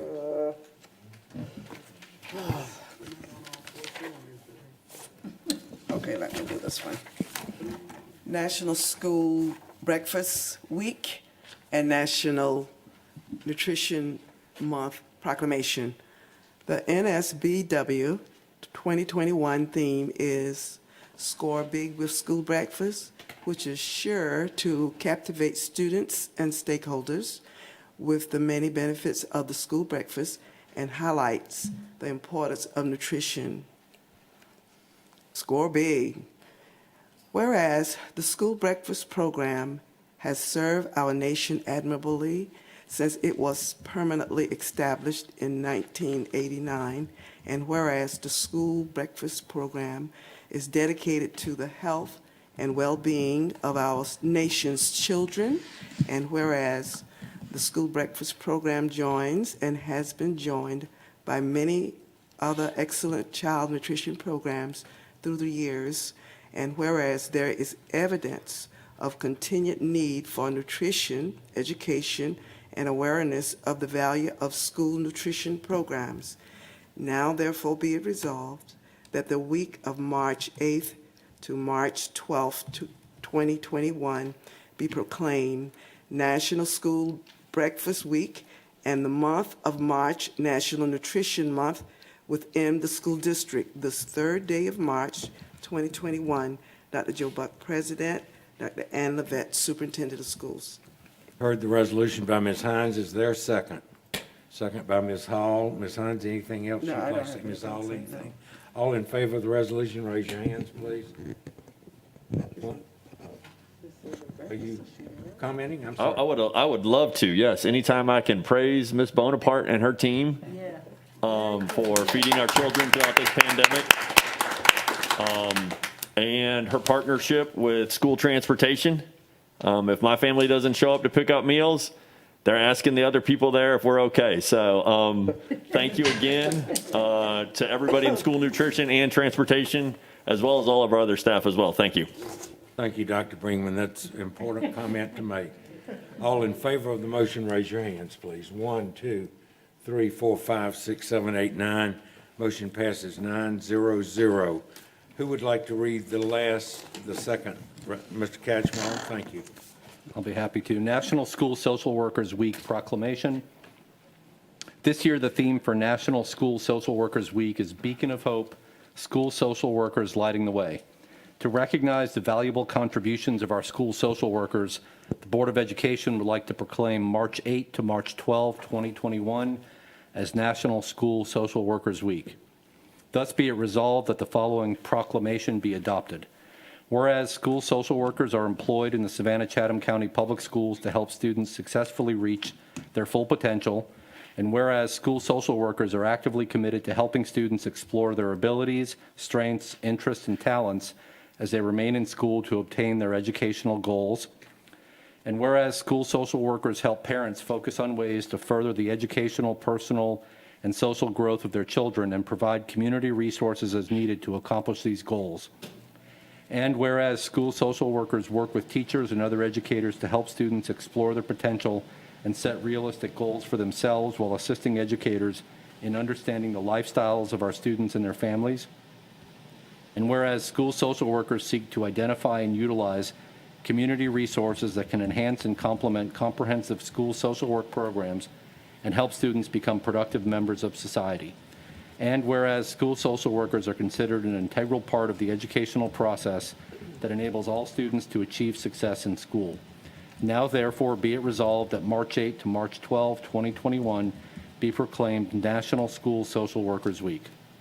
Thank you, Mr. Catchmark. You've heard that resolution. Is there a second? Second by Mr. Johnson. Mr. Catchmark, anything else?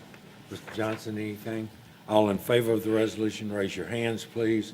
1, 2, 3, 4, 5, 6, 7, 8, 9. Motion passes 9-0-0. I would just like to add the comment about the social workers, that we've always appreciated them, but we will be appreciating more than we ever have as we return to school, because our students are going to need more help than they've ever needed. So it's incumbent upon all of us to support counselors and social workers in perhaps a different way than we always have. So, moving on, could I have a motion to approve the consent agenda, please? Moved by Ms. Hall to, and it's just as it's written. Is that correct? Yes, sir. Okay, Ms. Hall made a motion to approve the consent agenda, second by Dr. Hoskins Brown. All in favor of that motion, raise your hands, please. 1, 2, 3, 4, 5, 6, 7, 8. All opposed? Abstentions? Motion passes 8-0-1. Moving on to Goal 5. Yes, ma'am. Sorry. Just regarding the consent agenda, I just want to say how pleased I was to see how many of our contracts are going to local businesses. I think this is like the biggest I've ever seen, and we're talking about a lot of money, so I was really pleased to see that. Thank you. I agree with you, and that's something to be proud of. Moving on to Goal 5, there are 6 items on the original agenda, and we've added, I believe, 2 more, and so we'll be taking those up in order. First is quarterly change order.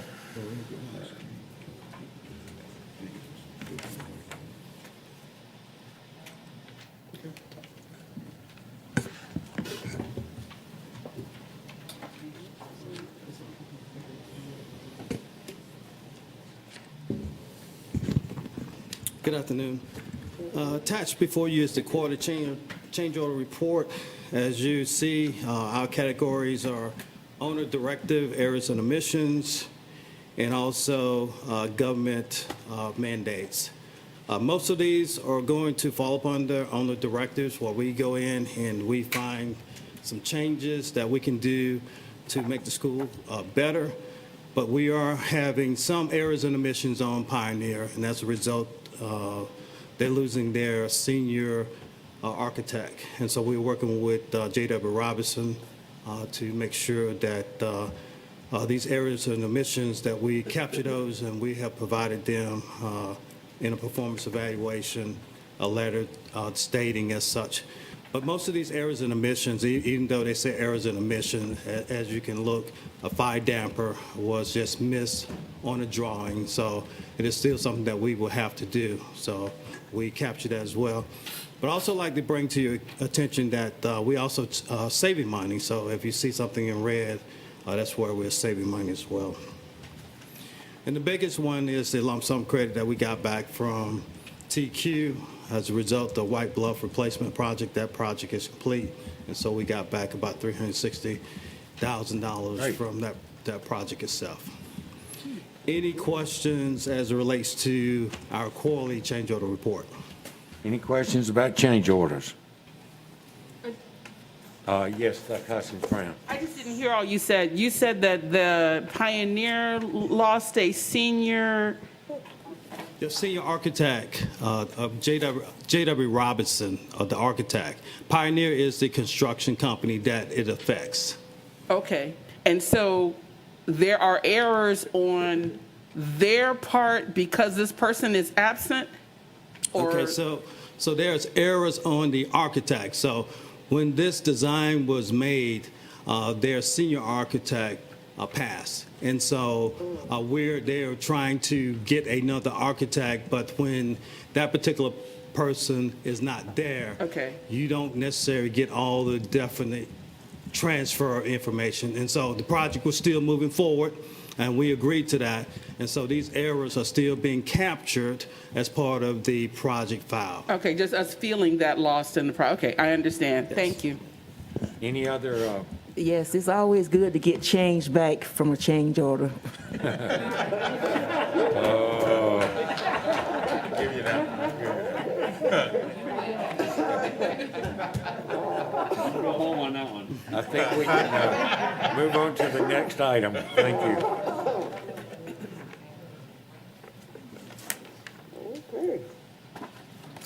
What I'm going to do briefly and quickly is add our weather log as a part of this presentation. Just bear with me there. Because we think it's important that we share the log with you. I'm going to ask Mr. Bozeman to go ahead through the update report, then we'll come back and talk about the weather log relative to East Bluff.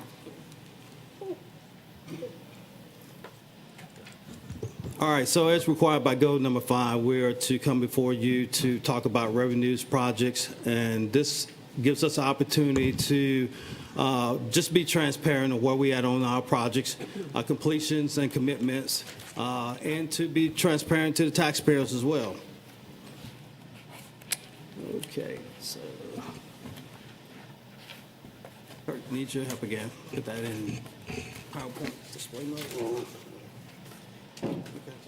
Okay. All right, so the tax revenue collections from E1, E2, and E3. Again, we're in 48 months of E3, E-SPLOST. 1 and 2 are totally complete. By the next project update, we will completely be done with number 1. We're going through a complete audit of those particular projects and reconciling all those budgets. So this will probably be the last update that you will see E-SPLOST 1 being presented. Again, our capital outlay projections, nothing has changed here. Our 2021 application has been approved. 2022 application, I believe, is before the Georgia DOE, and we're getting ready to submit our 2023 application. And all of these projects that you see on this particular list are our HVAC critical structure items, HVAC and roofs. And I'll talk to you about our financials now. On E2 unallocated budget status, as of January 2021, we just had over $3 million in unallocated. We also had funds coming back from capital outlay funds that I just showed you on the previous slide, and closing out and of remaining projects, moving them to unallocated is almost $800,000 for a total potential unallocated funds of about $4.7 million. On the E3 status reports, E-SPLOST and TABIT proceeds from 2020 were 1.9 less than what we projected, As a result, the projections for 2021 have been updated. The highlighted areas that you would see in E3 capital plan are being added back to the project. You know, we discussed earlier in the year that we had removed some projects. We have gone back and updated all those costs in those projects. And as you see, that salmon color are all the projects that we have put funds back into those. We're going ahead and designing Windsor Forest High School. So that design is already taking place. 2022 and 2023, we should be finished with that. We also, for J.G. Smith modernization, we took a look at it, and so we're putting money in there, a little over $15 million to modernize J.G. Smith. And we also have put all the money back in all of the school for renovation as well as LED lighting. And then we put some retrofit money in there for some more LED lighting to help support our O&M costs. We also put money in there for upgrades to our HVAC to make sure that we are all on the same page in terms of our HVAC upgrades. And then we also put money in there as well for Pooler, Schumann, and some of the other facilities.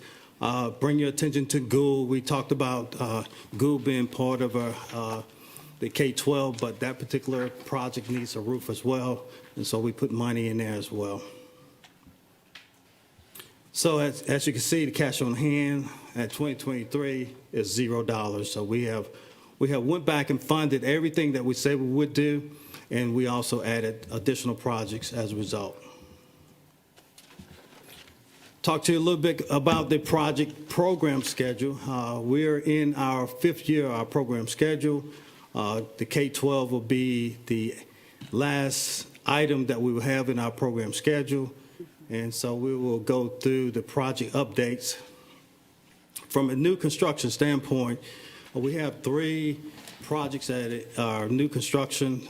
They are New Hampstead K-8, replacement project at Jenkins, and the new K-12 multi-campus.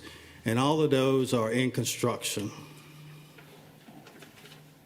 On the Jenkins High School replacement school, the biggest thing I'd like to bring to your attention is the weather days.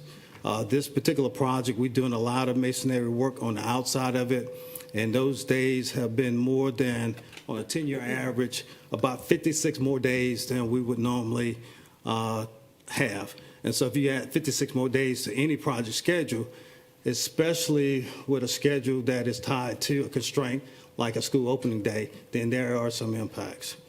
We're working with the contractors to see how we can basically crash a schedule of do more one activity at a time. But however, we will have some impact from those rain days. And every day that it rains, and I'll show you some of the activity on the rain days, and I think Ms. Kegler has some more pictures. But it gets pretty muddy and boggy out there when it rains like that. On New Hampstead K-8, again, that high school is progressing well. But again, rain days is going to affect that day. We're taking a look at that schedule as well and see how we can work double shifts to get that schedule, that particular project back on schedule.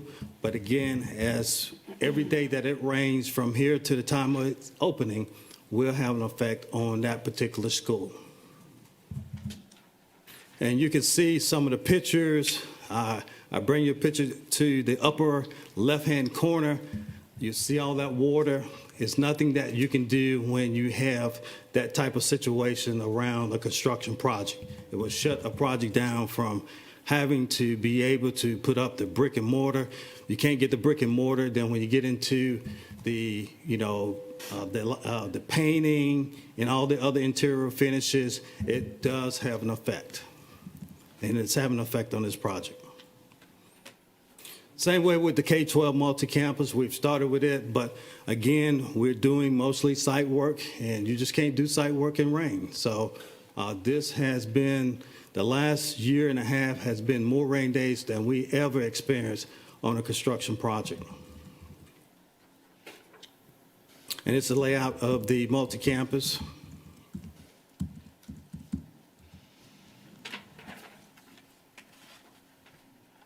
And then we have some addition of Beach High School auditorium, which is also affected by rain as well.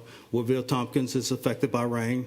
Savannah High School Stadium is also affected by the rain.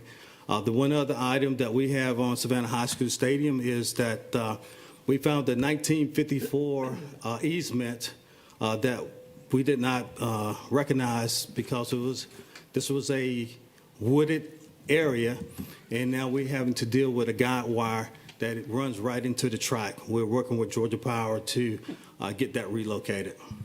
Savannah Arts Academy, we're still in design, and we're programming J.G. Smith, as I talked about, for that major renovation.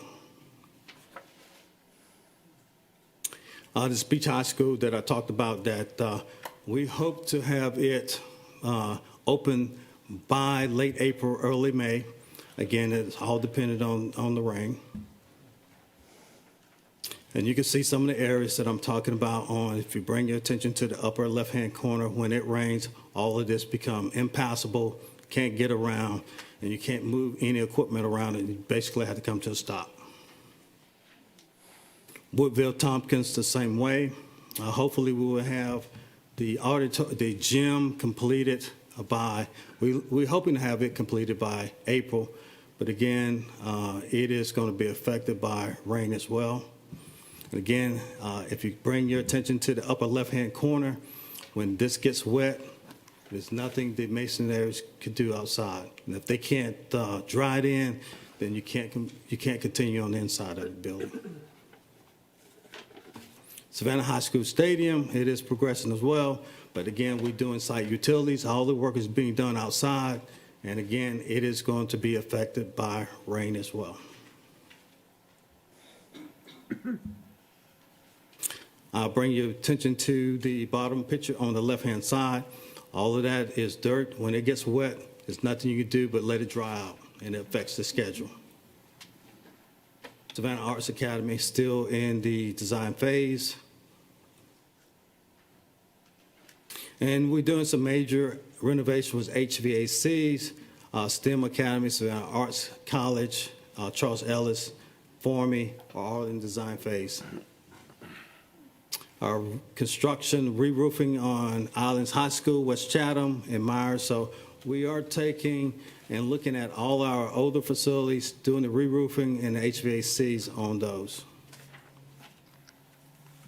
And as well, we talked to you about going green some time ago. We're going in and put LED lighting in all of our schools to, one, to save energy costs, and two, to be a good neighbor.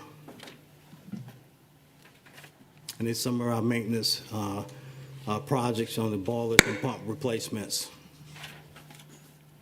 Early college re-roof, about $2 million. And Islands High School re-roof that I talked about earlier. Security project vegetables, we have 27 locations. All of those locations are being planned and developed, and we're working with Chief Enoch on the acceleration and how those schools will get their security vegetables. And if there's any questions, I will present that information in a secure location, because we don't discuss our security of our schools in an open forum. Repaving transportation, I think most of you took a trip out to the transportation facilities for out on Gamma Road. So we're going ahead and we're paving those parking lots on both of those facilities. And subject to your questions, that concludes the East Block update. I think Ms. Kegler wanted to show some pictures. No? Okay. Questions from Dr. Brinkman, Ms. Hall, Dr. Howard Hall. So rain definitely costs us time. How much does it cost us? Well, right now, the agreement is that the contract normally puts in rain days in their schedule. Right now, we're 52 days over the time that we was allowed it. So at the end of the project, what we would do is we'll calculate, and basically it's going to be their general conditions, the time that they have to have their administrative staff on there, But as far as the project cost, all the materials and everything else is paid for. It's just that now they got to have their people out there longer than what was expected. So at the end of the project, they would give us a cost, but we would do an estimate and have some type of estimate of what those general conditions will be, and we'll present that back to you. Thank you. Ms. Hall and Dr. Howard Hall. Mr. Bozeman, usually when I think about succession plans, I've always thought about on the academic side of the house, what would be the situation if this or that were to happen. But bringing up the passing of this architect, it makes me wonder, what is our plan to make sure that our program schedule isn't hampered in any way should, an architect here or a, construction person over here, if something were to happen? Do we have a plan where we know that our programs would continue to move forward? Well, in capital projects, as a good leader, you always making sure that if Dara Bozeman decide to do something different, that you have good quality people to back you up. So yeah, I have 2 executive directors that I constantly mentor and support to make sure that they have a great understanding of our project management processes. And we have put together processes. So no matter who steps into this position, we have processes and procedures in place to make sure that the information is captured. We spent, thanks to you, a lot of resources in eBuilder. So eBuilder is our warehouse for all our project plans, all our project information. So whoever steps into this position, they may have some type of, learning our system, but our systems are reproducible where you can come in and if they have a good understanding of the project management process, that they can probably continue with it.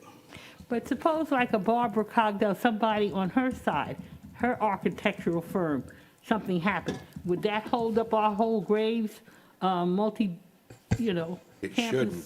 Yeah, it shouldn't. So what most of these architects have, they have layers. But as we were developing our local minority business plan, we reached out to J.W. Robinson, which is a small architect firm. So he doesn't have a large firm he's not 3 and 4 deep. And so when you lose something like a Jeff Robinson of the firm, he's not only the owner, but he's also the main architect too. And so that will have an impact. And so we're working with them. They're trying to reorganize, but they're doing a pretty decent job. Okay, And they're still responding. Dr. Howard Hall. Yes, when do you anticipate on demolishing the Woodville annex that's located on the Groves property that's currently housing the campus police? Because I noticed that building still stands. In order to save a little money, we decided to keep that up and running because at the beginning of the project, it's mostly site work. And as I have explained, most of the work that is going on is on the left side of the road. So we're projecting to probably start demolishing that sometime August, September timeframe is the timeframe that we have right now in the docket to demolish that. But it didn't make any sense to tear it down. And then everybody has to be in trailers because we also have the project team in that area as well. And so we're saving them about 5-6 months of costs because trailers and office space costs. And so we would tear it down sometime in the August, September timeframe.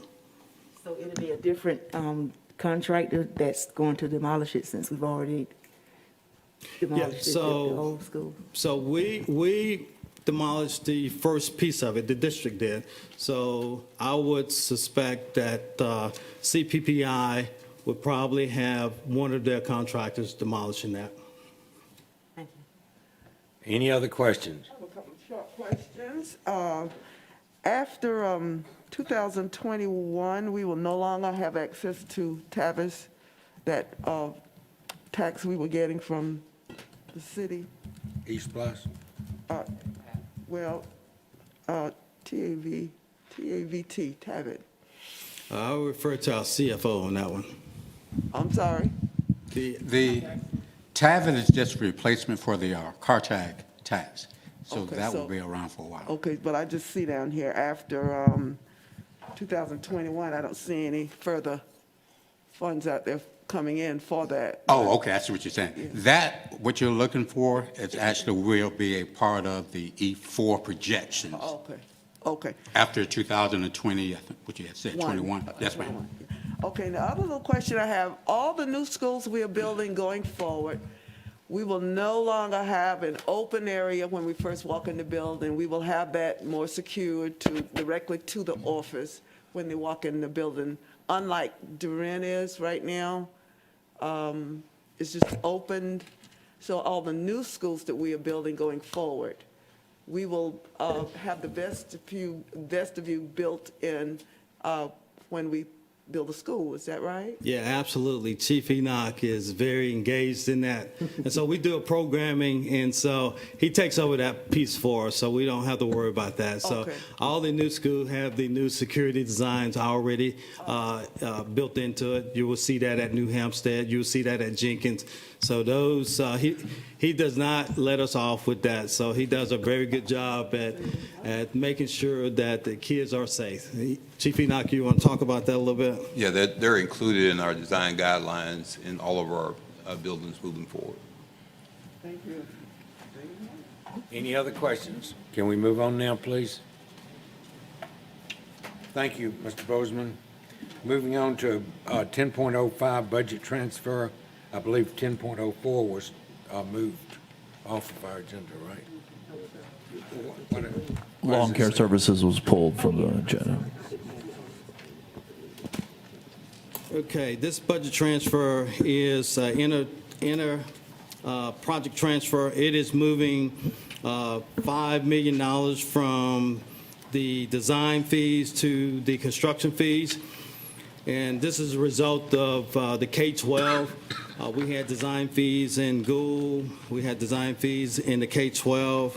And so those design fees, when they was put all together and we had to move them, we basically, it did not take $9 million to design the school. So we're putting those fees back into the construction budget. And so for clarification, these fees and this cost are within the construction budget. We're just moving them from design to construction. Thus be it resolved upon the recommendation of the superintendent that the board approve the transfer of the East Blos 3 Groves K-12 design fees to the construction cost. Heard the resolution. Is there actually the resolution, I think Mr. Johnson makes the resolution. Is there a second? Second by Dr. Brinkman. Mr. Johnson, anything? Anything? Any other board member have questions or concerns? All in favor of the resolution, raise your hands, please. 1, 2, 3, 4, 5, 6, 7, 8, 9. Motion passes 9-0-0. Hey, just to be clear, this is item 10.03, not 10.05. This is for the Groves 10 point- K-8. Oh, is it? Oh, I'm sorry. Yes, I jumped ahead. I'm sorry. Thank you, sir. That was 10.03 with Groves. We now are at 10.05, East Blos 3 Jenkins. I'm sorry. Thank you, Mr. Johnson. Okay. I'm just old. Yeah, in 10.05, again, this is a inter-project transfer, moving and aligning our chart of accounts with the new Munis system, moving it from an object code of 5010 to 4615 of $1,300,000. Thus be it resolved upon the recommendation of the superintendent that the board approve the transfer of East Blos 3 Jenkins High School funds for FF&E purchases as proposed. Heard the resolution. Is there a second to that? Second by Ms. Hines.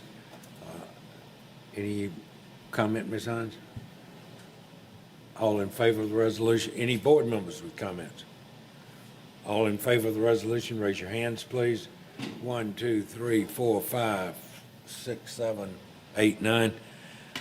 Motion passes 9-0. I can hardly see you, Ms. Grabowski, I'm sorry.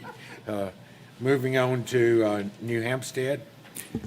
And again, this budget transfers aligned our chart of accounts going to our new Munis system from an object code of 5010 to an object code of 4615, moving $950,000 from 5010 to object code 4615 of $950,000. Thus be it resolved upon the recommendation of the superintendent that the board approve the transfer of East Bluffs 3 New Hampstead K-8 school funds, FF&E purchases as proposed. Heard the resolution. Is there a second? Ms. Johnson moves. Dr. Brinkman seconds. Any thoughts? Anybody else on the board have comments? All in favor of the motion, raise your hands, please. 1, 2, 3, 4, 5, 6, 7, 8, 9. Motion passes 9-0-0. I believe we have 2 more resolutions that were added today. Is that correct? Well, those are the ones, so they were already on there. Okay. I'm sorry. Anything else? Oh, good. I have no other business. I would ask for a motion to adjourn. Moved by Ms. Hines. Ms. Hines, we're glad to have you back with us today. Hope you're feeling well. Ms. Hall seconded. All in favor of adjournment? Raise your hands, please. 1, 2, 3, 4, 5, 6, 7, 8, 9. Motion passes 9-0-0. Thank you for a good meeting. We are adjourned.